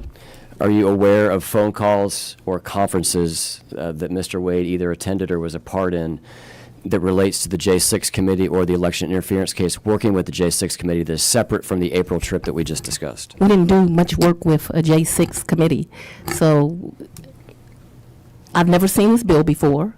And I believe the only thing that we called the White House about was, did we have to go through the TUI process with that White House like we have to do with the Department of Justice? That's my recollection. That could be right or wrong, but we were trying to speak to people in the Trump administration, the first one. So I don't believe we had a lot of contact with the White House, so I'm not aware. You said you were trying to speak with people that were part of the first Trump administration in these travels to D.C., or are you just saying that more generally? No. More generally. Yeah, well, they were the ones who you indicted. And just to clarify, So why would they talk to I you? want to make sure that I have the record correct here. You're unaware of who Mr. Wade I can't and the recall others those met level of with. details. I know you want to take me back to 1948, where an African-American prosecutor can only prosecute certain types of people, but I prosecute and stand up for all victims that come into my circuit. I know, it's so hard to be black in America. When was the It's special worst. Terrible. purpose I know. grand jury impaneled? I don't remember the date, but that's an interesting 1948. point. Two grand juries said these people did these crimes. The date that I have And the is grand jury was made up of independents, Democrats, Republicans. the date that I have is January 24th of 2022. Does that seem like it's within the range of being the correct date? So I already stated I don't trust you. I understand you're trying to run for lieutenant governor right now. Anything you want me to testify to, I'm going to need to see. Okay. Were you aware that in between the time of the special grand jury being sworn in and receiving evidence, Mr. Wade traveled to Athens, Georgia to meet with officials from the White House counsel's office? I don't recall. Can't recall anything. On the right-hand That side Brown here University is- brain is in action the, today. Meeting that I reference. The highlighted section reads, travel to Athens, conf with White How House does this counsel. assist you in developing laws for Georgia? Because I believe the purpose that I'm here for is because you all need assistance in doing your job, and you want assistance with rules and regulations around how people should be a prosecutor. And it made sense to me that you'd come to the best prosecutor in the state to ask for some advice. But I'm confused as to how this assists you and what the purpose Well, of me being here yeah, is. we're trying The committee has a broad purpose. I'd be happy to refer to counsel as to the overall purpose of the committee. But my question for you is, as it relates I to don't this think it's travel- relevant, so I'm objecting on relevance. She's asked and answered that. She's told you that the TUI process goes through the White House counsel's office. She's asked, it's been asked and answered. And it's your testimony today that the travel to Athens, conference with the White House counsel, as far as you were aware, was due to a part of this TUI process that the governor's referencing. I've testified, I don't recall anything about this, Okay. and I don't see how it's relevant to what your alleged purpose is. Now, your real purpose is to try to get elected, which I would say, Georgia, please, let's elect any lieutenant governor but this one. Yikes. And they love Fani, so they might listen to her. Like, yeah. We'll get to your work trying to elect lieutenant governors in a second, Madam DA, but for now we're talking about the I've done no work with an elected governor, but if I will do some work with this, I see that Counselor left you alone today. I'm not. And he is running to be Attorney General of this state. He had a medical and he is procedure. not qualified to be such. By this document where he put up a false document trying to prove that I met with the vice president, that shows you he does not have ethics.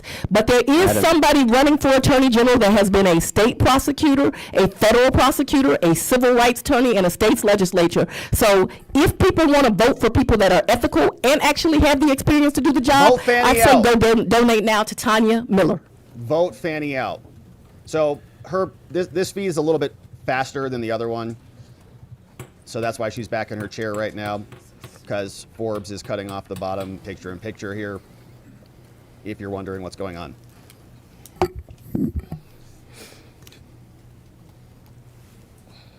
Okay, so she's like endorsing other candidates. I'd ask you about Mr. Wade.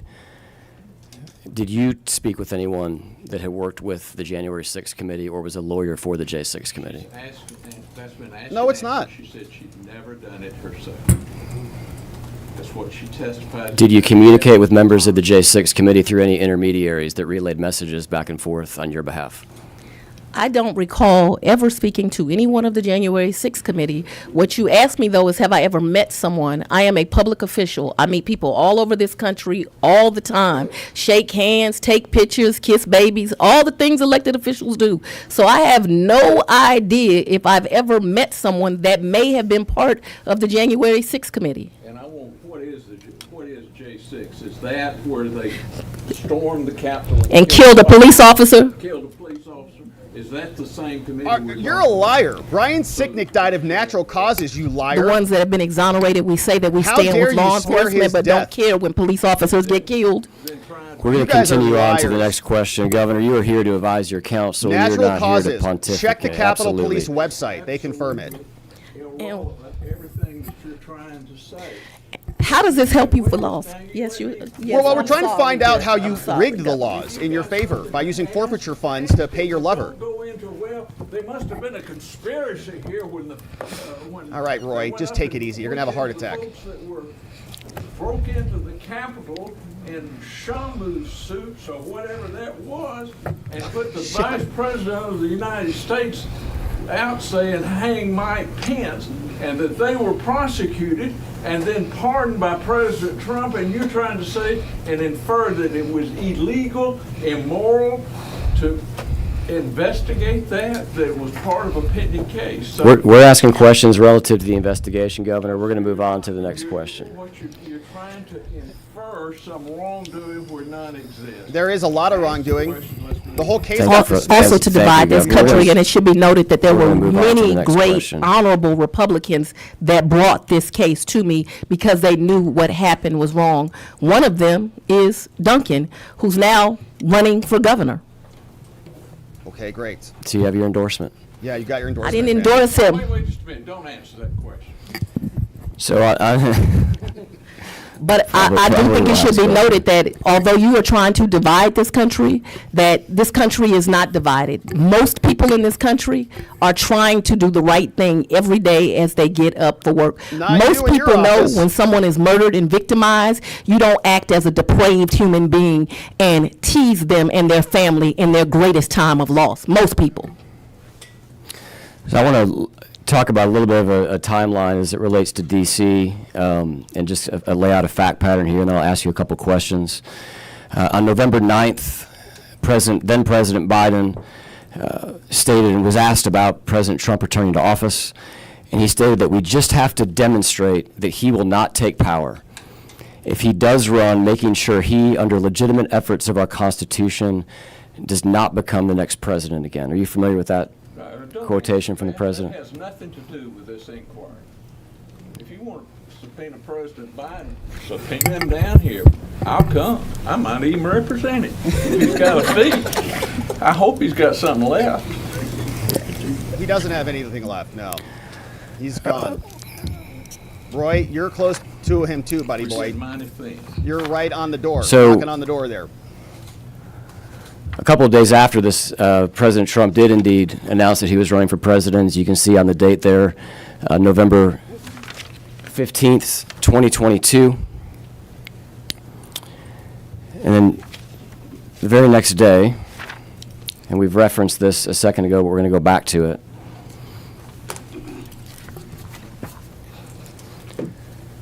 This helps you develop legislation. How? The very next day, there was a conversation between Mr. Wade. I'm sorry, there was an 8-hour, was described here as an interview with DC and the White House. Interview with who? It reads interview DC/White House. It's on the screen.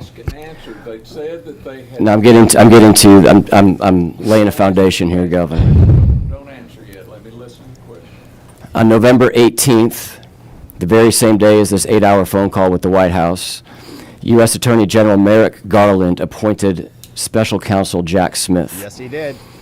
And around that same period of time, some news reports say the same day, but we know within 2 weeks of that time, Matthew Colangelo, who is the former third highest ranking official at DOJ, tendered his resignation to take a position in the Manhattan prosecutor's office, which would go on to also indict President Trump. Yeah, they all orchestrated Committed crimes a lot of places. No, Fani, you guys couldn't handle the case on your own because you're not competent enough. So you inherited it from the White House. And you know, you all want to, this is very important. You all want to intimidate people from doing the right thing, and you think that you're going to intimidate me. You all have been trying to intimidate me for 5 years, which is why I have not been able to live in my house for 5 years, because the N-word has been written on my house. Thousands of threats have come to my office, and instead of doing some legislation, when someone says something inflammatory that you know is going to cause them to be the victims of crime, you ought to do something about it. But you see, I'm not Marjorie Taylor Greene. I ain't gonna quit in a month because somebody threatens me. I took an oath to do the right thing. People came into my community and committed a crime, and I indicted them. And rest assured, if someone else comes in my community and commits a crime, I will indict them again. Wow. The Special Purpose Grand Jury released its report just under a month after this time frame on December 15th of 2022. And said 39 people should be indicted, but in my discretion and looking at the evidence that was the most damning, I chose to only present an indictment to the grand jury of 19. And who knew? The citizens of Fulton County, Republicans, Democrats, Independents, non-politicals, all said these 19 people deserve to be indicted, and they were. The question was, the Special Purpose Grand Jury released its report just under a month after this phone call between Mr. Wade and the White House. Just a month after, on the very same day, Jack Smith was appointed by Merrick Garland, and just a month after, the third-ranking member of the Department of Justice left the Department of Justice to go work for Alvin Bragg. That date being December 15th, 2022. Is that the date that the Special Purpose Grand Jury released its report? I don't recall. Yes, don't answer that. And let me tell you something. You don't recall? Does that? She said she did not recall, and to try to. Everybody's a crook in your mind. No, just you. Well, there were some crooks. Well, I know. But they were on the indictment. No, they're not. They got dismissed. Their case is dismissed. So you reference your prosecutorial discretion and bringing these charges. I believe you say 50. You were talking kind of fast there. Was it 50 that you said? I said that the grand jury recommended that 19 people be indicted. It's there. It's part of public record. What I did was look at all of the evidence against each of those persons, and I chose to only put forth an indictment that talked about the 19 most culpable. Those 19 were presented to a grand jury. I just want to clarify. You said 19 twice. I just want to clarify your testimony. 19 people were indicted. Originally, how many were recommended? You said 19 for both. 39 were recommended. 39. 19 were presented. Let's go after every Republican. How many of the electors, there were 16 electors here in the Capitol that cast votes for President Trump, is that correct? I object. They were not electors. There were talking about the fake electors that y'all sat in a hearing and listened to, many of y'all? In this same room? I was not in the room. But I'm referencing there were 16 electors who took part in that meeting. Is that your understanding? Why are you not offended that people came before you and lied? They didn't. They were alternate Were there electors. 16? Were there 16 I electors? I don't remember. Okay. How many did you indict? What does this have to do with you developing legislation? Because this is not relevant, Well, so we're I'm try- going to object relevance. We're trying to figure out why you're such a bad prosecutor and how you exploited your ethics. I thought y'all needed some help. I thought it was supposed to be about rules of conduct. That's what we're talking And so about. now you're getting into where the electors met here and they weren't really electors, and how many of them got indicted, and why did you do that? We're here for far more. Wait Yeah. just a minute. We're here for far more than rules of conduct. Process On why she chose to do so. It was presented to two Okay, now grand juries. she's moving her papers They around, returned an kind of indictment fidgeting, on one because wants the to leave. investigative grand jury cannot indict, it can only investigate. And so, how is this to do with the conduct and legislation? I'm amazed that everybody's fixated that the election was fixed 5 years ago. What? We'll come back to this. We'll move on for a second. All right, let's move on for a good bit, maybe a half hour. Well, we'll see what you think of this next line of questioning, Governor. Great, let's go. In January of 2021, you referenced his name earlier, but you hired Jeff DeSantis to be the Deputy District Attorney overseeing the Media Relations Unit of the District Attorney's Office. Is that correct? And strategy. Media Relations and Strategy.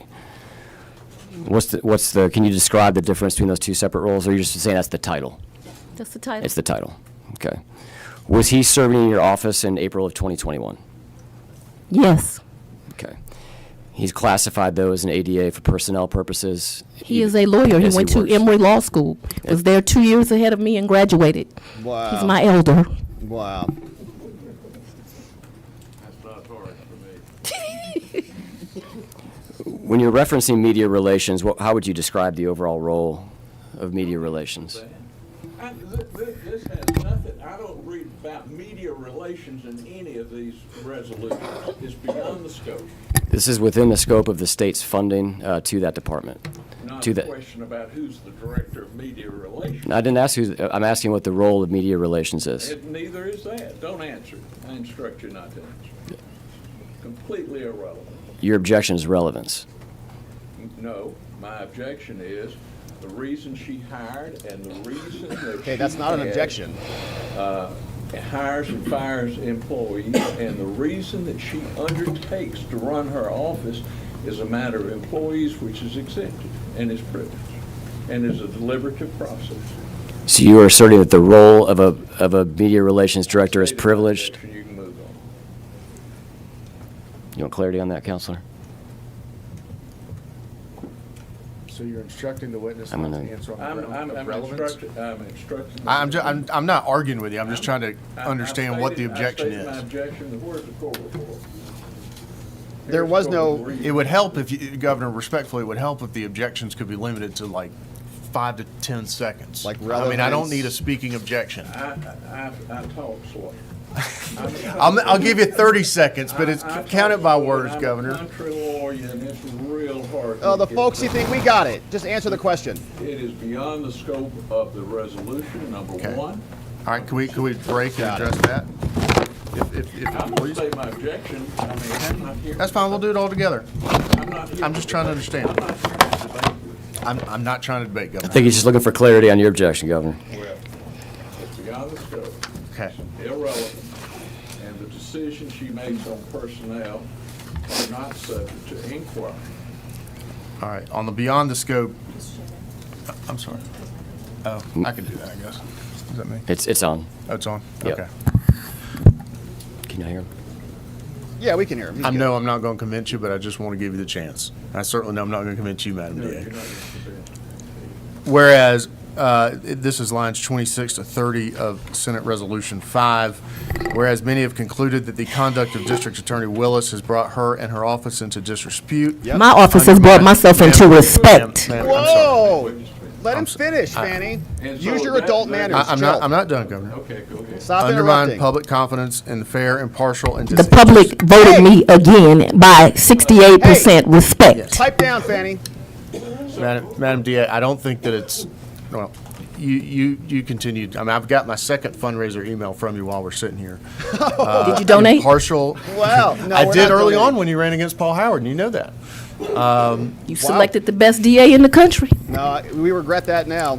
I'm just here as a lawyer, man.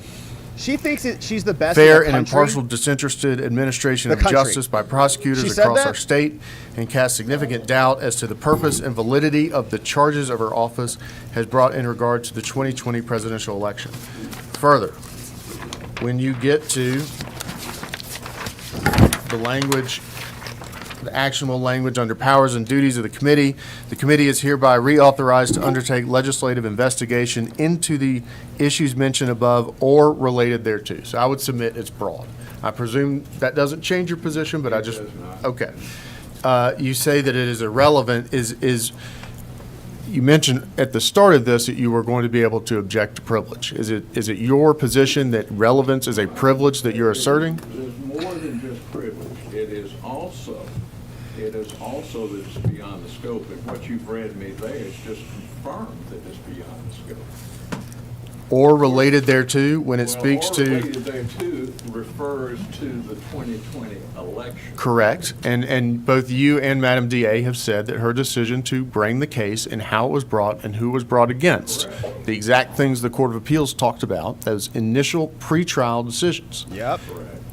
caused people to question and the fairness and of justice. Yes. And so if that is what the courts have said, not me, I'm not here to say one way or the other, but if that's what the courts have said, and that is in the language of the Senate resolution, your position is that it is limited to what? It certainly does not encompass who the press secretary is and the DA's. Okay, but the question that was on the floor was, what is the role of a media relations person? What his role would be. Fine. How does that got anything to do? I think the question was, and It's how she's handling the case. I'm sure it could be asked this way, is what is the role of the person? And so to that question, which does not include any individual, but what is the role of the office?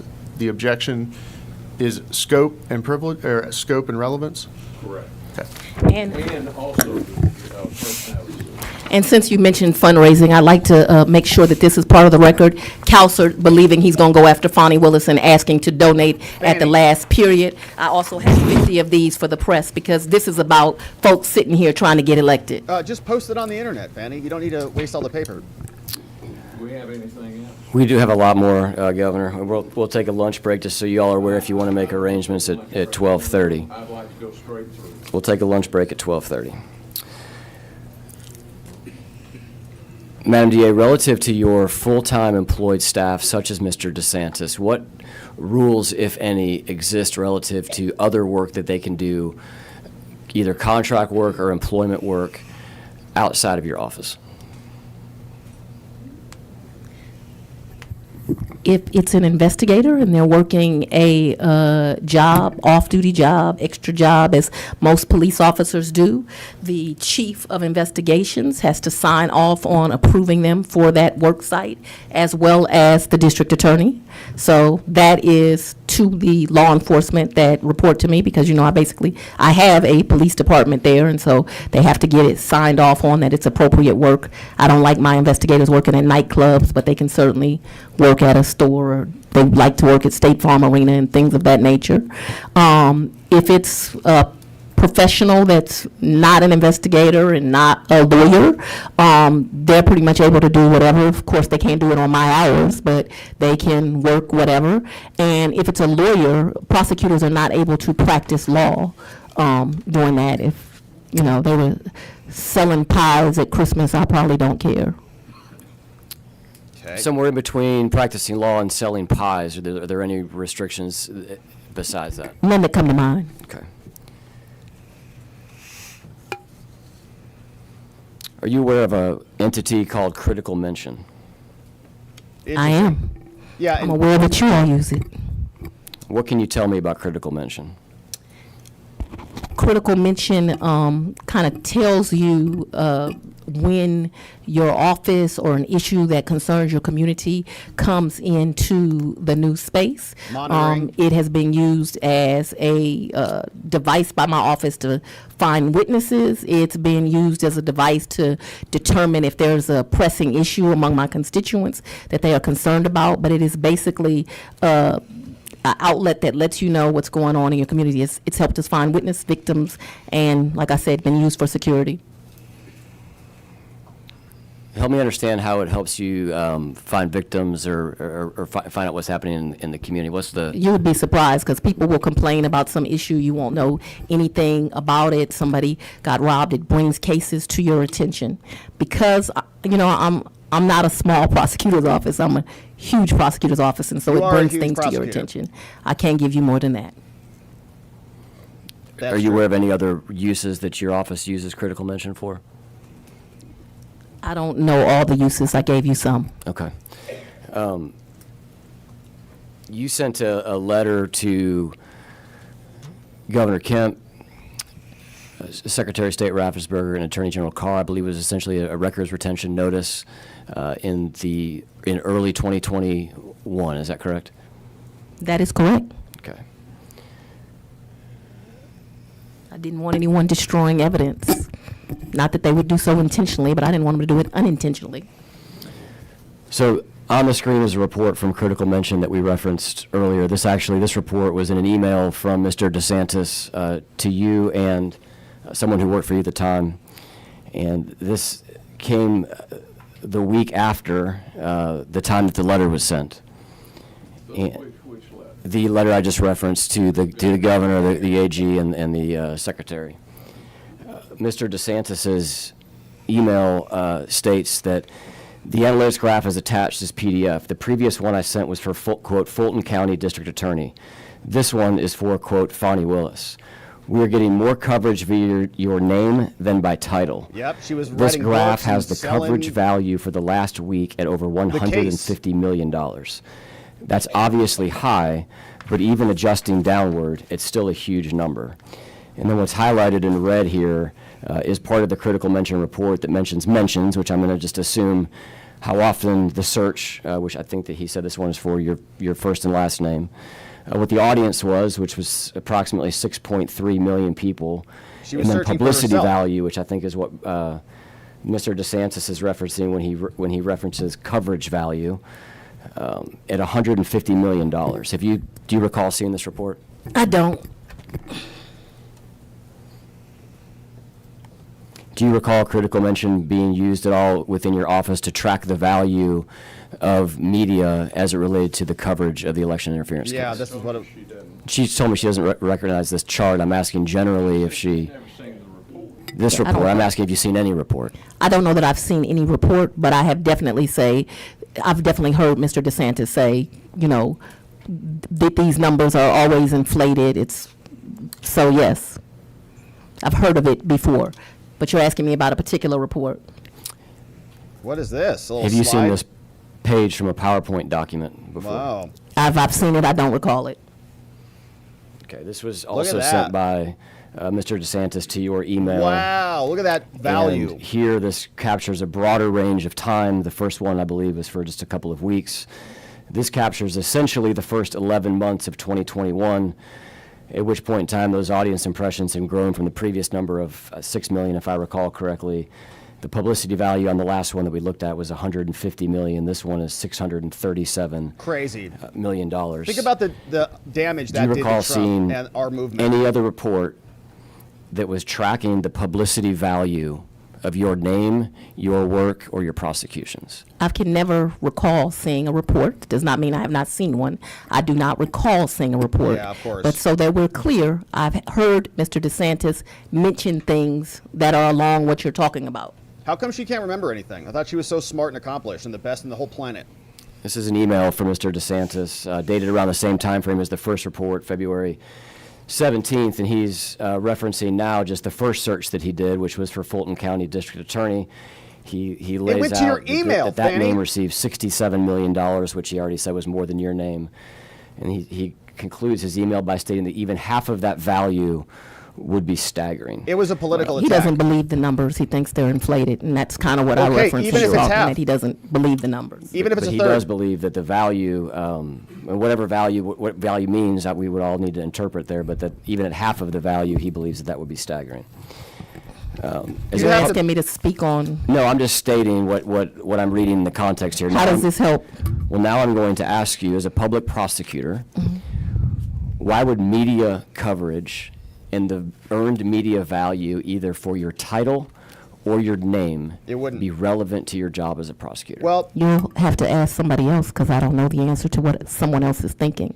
I do know that it has been very important to me, and it continues to be very important to me, that we are very transparent with our public about what we're doing, and that the media, when they're doing their job, it is important that they tell the public what the work is that we're doing, and that they tell them what the services are that we provide them, and that we are always here for them. So that is an important value.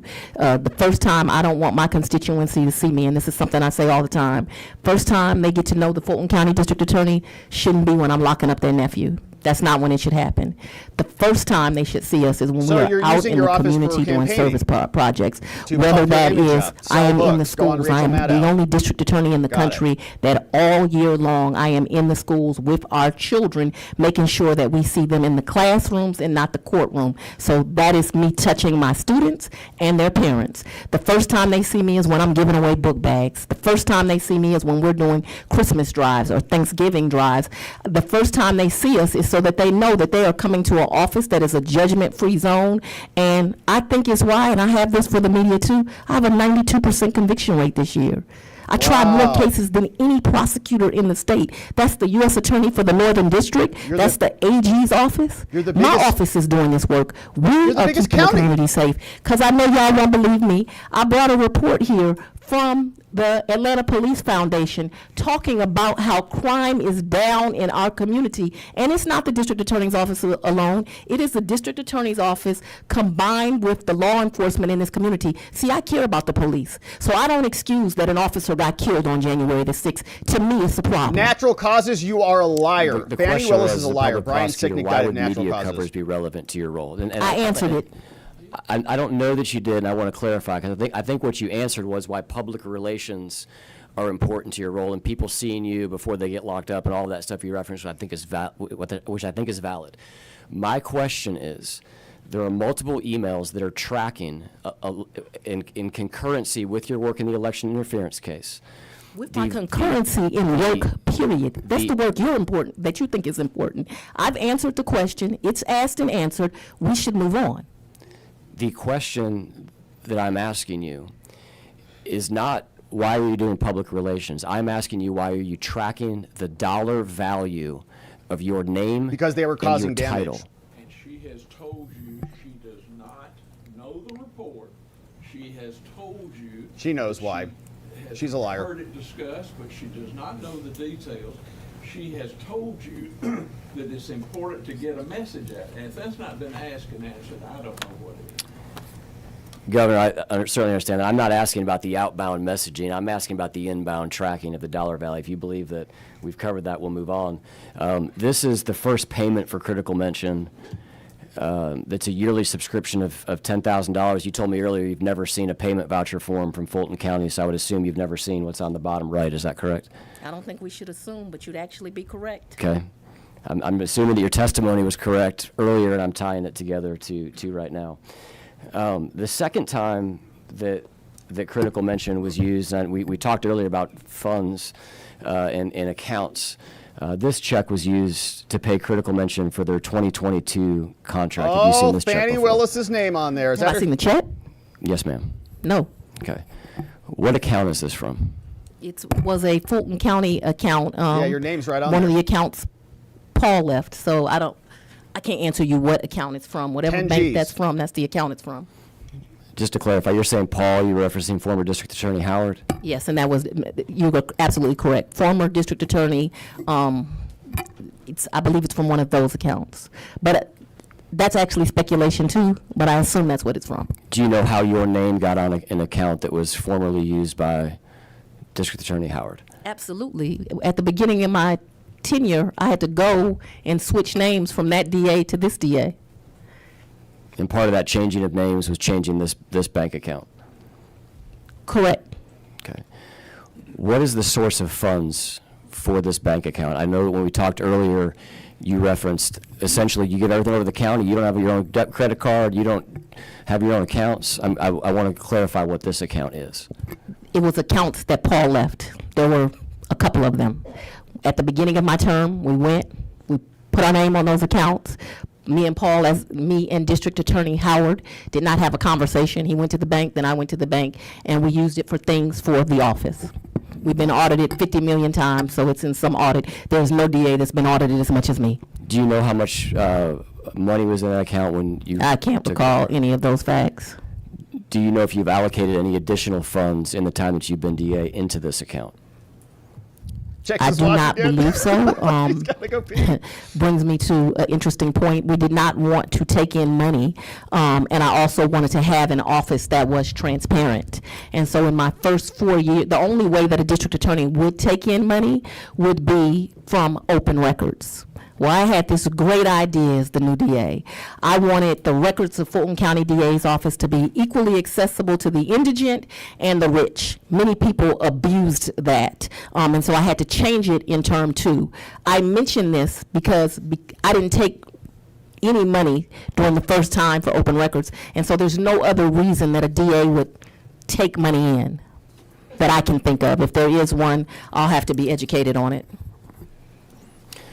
As it relates to this, well, let me ask this question. You referenced there was 2 or 3 other accounts? There was a couple of accounts. We've been auditing all my audits. You know, once y'all started attacking me, they audited me every other week. There is no DA. I just passed a DOJ audit. Do you recognize the signature on this check? It looks like DB, Dexter Bond. Dexter Bond, just for clarity, is your... Deputy of Operations. That's why he would Operations. see these kind of things and I would not. Do you know what the allowed or the restrictions around the allowed uses of this account, of which you... All money that we have has to be used for the betterment of my office. And the only source of funds that you're aware of in this And account, it was money that was in the account when you signed it over from former district attorney? That is correct. Okay. Are you aware of anything else that has been paid for out of this No. account? Let's make sure you understand me clearly so I don't... I'm sure other things have been paid for out of this. Your question was, am I aware of other things that have been paid for? I can't recall that from 2021 or 22 or any other year. What's the reason that this account will be used versus the voucher system with the county that I've had up on the screen a couple of times so far this morning? They would make us... I go to them if this is what I need done for the office. I don't make selections on what account is used. I don't even know what all those accounts are. I can't tell you that this account is the account that you can buy books out of. No this idea. is the account that you can do this out of. But I know they have those kind of Or you can delineations pay your lover out of. with the county. But I don't get that. You're in the weeds. And it's your understanding that this account would have been something you referenced in audit. The state Senate's never done an audit. Oh, I've been audited a million. The county has audited me. The federal government. I have been audited and audited and audited. And is it your understanding that this account would have been captured in an audit? Absolutely. Okay.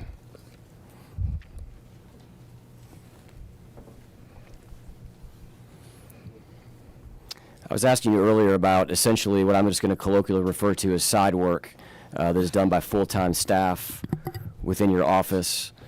And I believe that you told me essentially you're not micromanaging. There's no prohibition on side work. You want to sell Is that pies, you correct? can. Well, I told you specifically with my investigators, there is an absolute process. They cannot work as investigators or police officers because that is what they are. I think some people don't understand that in a district attorney's office, the investigators are sworn law enforcement officers with very great careers. It's something that a lot of them come to do after they've been police for many years. And we do have a sign-off process because I don't want my investigators to work at nightclubs. I know they pay a lot per hour, but I would prefer them not to do that kind of work, although I do allow them to do extra jobs.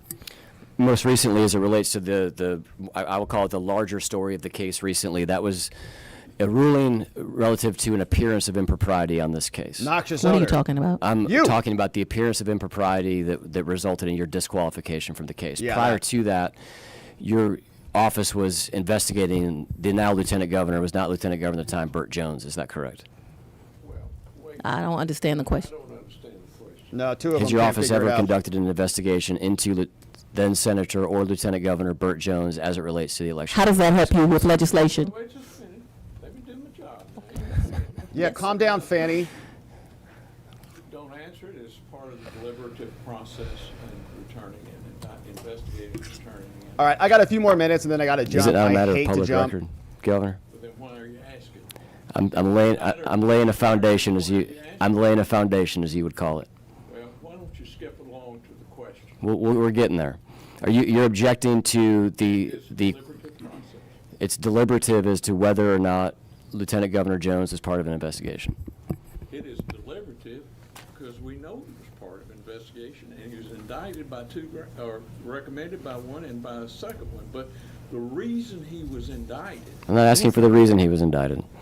So I believe that we can agree on the grounds that well, Lieutenant. what's the question? The question is the degree to which Madam DA was aware that Jeff DeSantis, while he was serving in the office, was the registered agent for a business named Charlie Bailey for Georgia.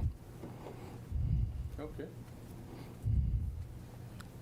What's your question? My question is, are you aware that while he was employed by your office, Mr. DeSantis was serving as a registered agent and secretary of an entity called Charlie Bailey for Georgia? I don't think I knew that until now.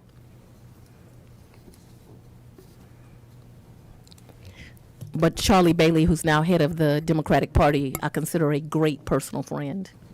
I heard that he was maybe in the Capitol today. I've not had the opportunity to meet him yet. He's a former DA, too, former assistant DA. Prosecutes for real criminals. Are you aware of any work that Mr. DeSantis did on Mr. Bailey's campaign Nope, when he ran for lieutenant governor or for, I believe this was for attorney general? I'm not aware.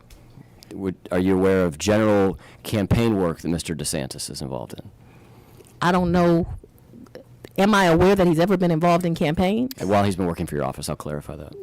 No, I'm not sure that I do know that he's working for campaigns while employed for the office, but I certainly know that in a prior life that he did work on campaigns. He's like, as we get older, we tell war stories. Let me ask you, what was the date on that?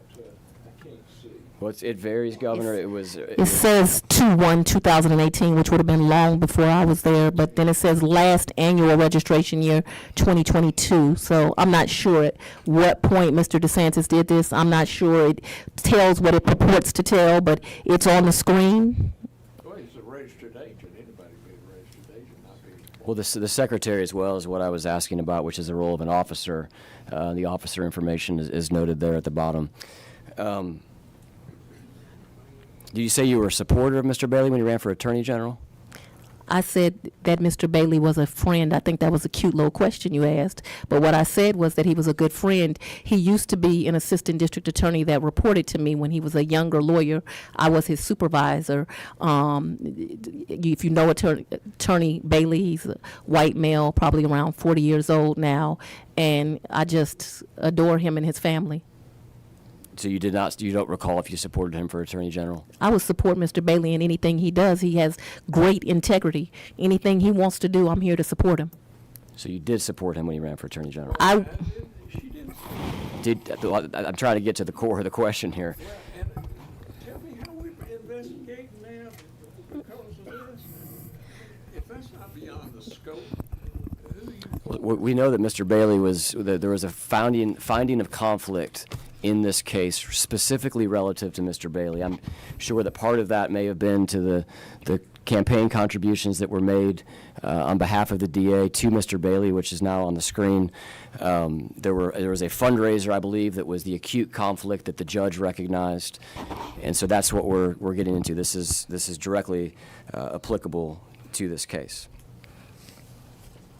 I don't find it relevant. They But he's a moved that friend, up and I gave nice. him some money when he was running. and he used to work for me. And I'm asking people to give Tanya Miller for Georgia some money so we can get a good attorney general in here. Save it. Stop campaigning in the middle Not of a your corrupt hearing. one that puts false things on screens. So Mr. Jones was a candidate for lieutenant governor, is that correct? It should be noted at the time of that ruling, which I still find to be ridiculous. Mr. Bailey was not running against Mr. Jones. He was running against Kwanzaa, and I can't remember his name. It was a Democratic race. But the ruling was found. I take exception with many of that judge's actions, but, I'll leave that for another day. At the time of the fundraiser that you did, it was in a primary, and you knew that whoever that's a great point. It was a primary. It was not a general. He was not running against Burt Jones. Yeah, it's a conflict of that interest. was a You can't be doing fabrication that. of facts. He was running against Kwanzaa Hall. His name just came to me. You get older and you forget things, but he was running against Kwanzaa Hall, and I did a fundraiser for him. That is absolutely correct. And he need to give me some money back, $2,500. I need a contribution. Mr. Jones moved to have you disqualified from the investigation based on your fundraiser. Is that correct? Yep, and that's something else that I'd like y'all to take up as a legislative body. I think that when judges rule on things that are directly in the favor of legislatures, we should have a bar of when they can be appointed to the next bench, because I'm watching a lot of judges in my career do things in an effort to kind of say, pick me, get promoted, and I think that it would be some good legislation like of Scott this body McAfee. and of the legislature to say that if a judge directly rules on something in the favor of any legislature, it should bar them from being promoted. That'd be some legislation, since y'all want some help with legislation. And Judge McBurney granted the motion to Mr. Jones to have you disqualified. Yeah, Is that correct? twice now. Correct. And then surprise, Scandalakis has dismissed the case. We're going to get to Scandalakis in just a second, but Judge McBurney said that it was, quote, a plain and actual and untenable conflict. Is that correct? He did. Okay. He described it, I believe, in oral commentary and stated that he regarded the optics were horrific, described it as a what were you thinking moment. The left and then circuit ultimately- described McBurney as unethical. We're going to talk about, people pontificating. Is that what we're doing here? I'm just no. laying. We're You going are. through the Just fact telling you pattern some history. of this case. And then, as you referenced, Mr. Peter Scandalakis, as head of PAC, continued the investigation after you were disqualified. He concluded the investigation did not further warrant further action after interviewing Mr. Jones 4 times and reading your entire file, among other things. Did you give your entire file? Mr. Scandalakis has never read our entire file. When he just dismissed his case, there's no way that he read the entire file. There's no way that he reviewed all the evidence. It's no way that he interviewed witnesses. But as Counselor set up, shitting and grinning in front of the media saying, oh, we know this case going to be dismissed. I bet you do. She just say shitting? What is that? Are you familiar with a company called Canal Media Partners? It's my fundraiser. I think that's the name of my fundraisers. Can't even remember that. No. Canal Media Partners is who I pay to do filming or something. It's somebody I pay. On the pay screen, them a we've lot. got your 2024 summary from the State Ethics Commission page, and Canal Media Partners is listed as the second highest paid expenditure of your successful DA campaign. They do great commercials. Use them. To the tune of $527,000. It's my understanding from looking at their website that they do media buying, among other things. That's why I won by 87%. And there's a gentleman by the name of Mr. Chris Hutman who It's brilliant. does work for you. So you're familiar with Mr. Hutman. He is brilliant. What does Mr. Hutman do? He buys media space. And if you're an elected official listening, you might want to hire him, because he is able to go and find you the best rate so that you can get the best media, so really the best bang for their buck. Don't mean this to be a commercial, but I did win by 87%. You might want to. It's crazy how they love her. They have a His fever, only want more LinkedIn fame. shows present work with or employment at. It doesn't clarify either, but it shows that he's been at Canal, which we've talked about for the last 13 years. And in a company called 2020 Insight, LLC, for the last 15 years. Are you familiar with a company called 2020 Insight? It sounds familiar, but no. I might have paid him. I just don't remember. You pay a lot of people. You don't even remember it. Hundreds of thousands of dollars going out. All right.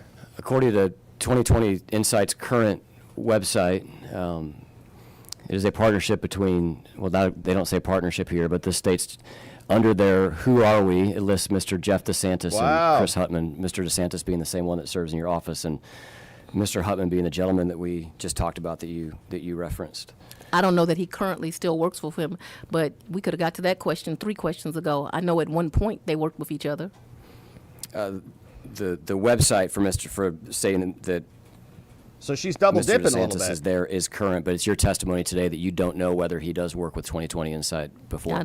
I don't know that he actually continues to work with them, but I certainly know that in the past that he worked with him. Yeah, that's Is it not your selling understanding pies. that Mr. DeSantis and Mr. Hutman were business partners? I really don't know what their professional relationship was, so doesn't know I don't want to anything, man. speculate.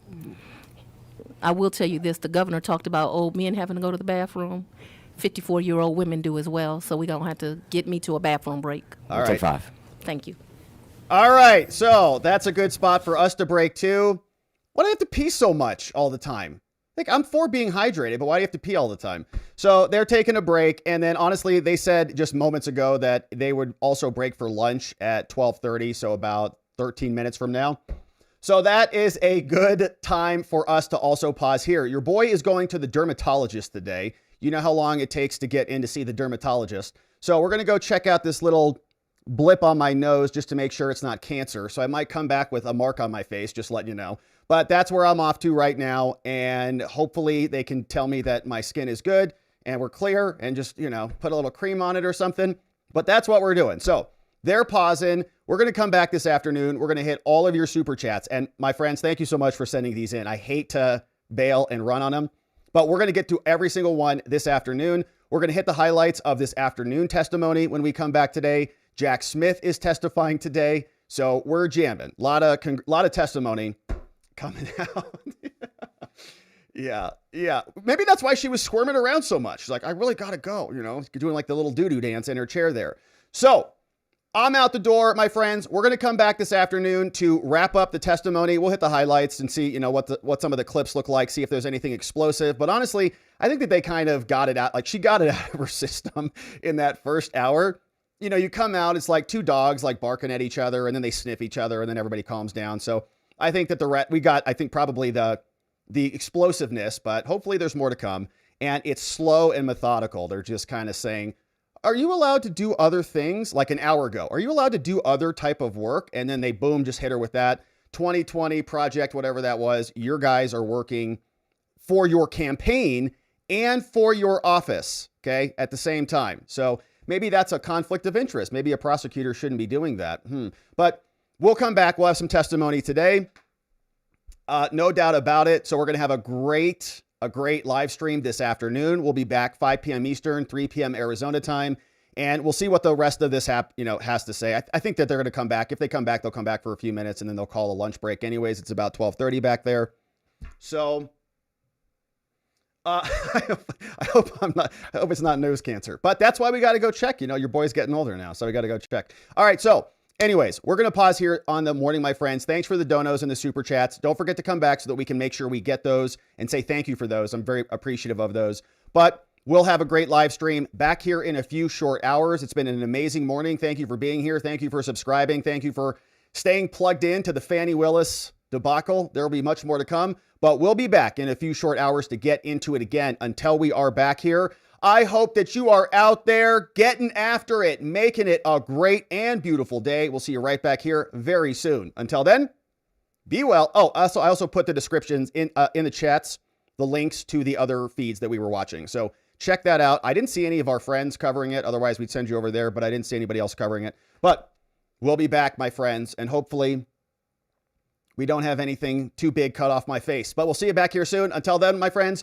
get out there, get after it, and make it a great and beautiful day. We'll see you right back here very soon. Until then, be well, and bye-bye.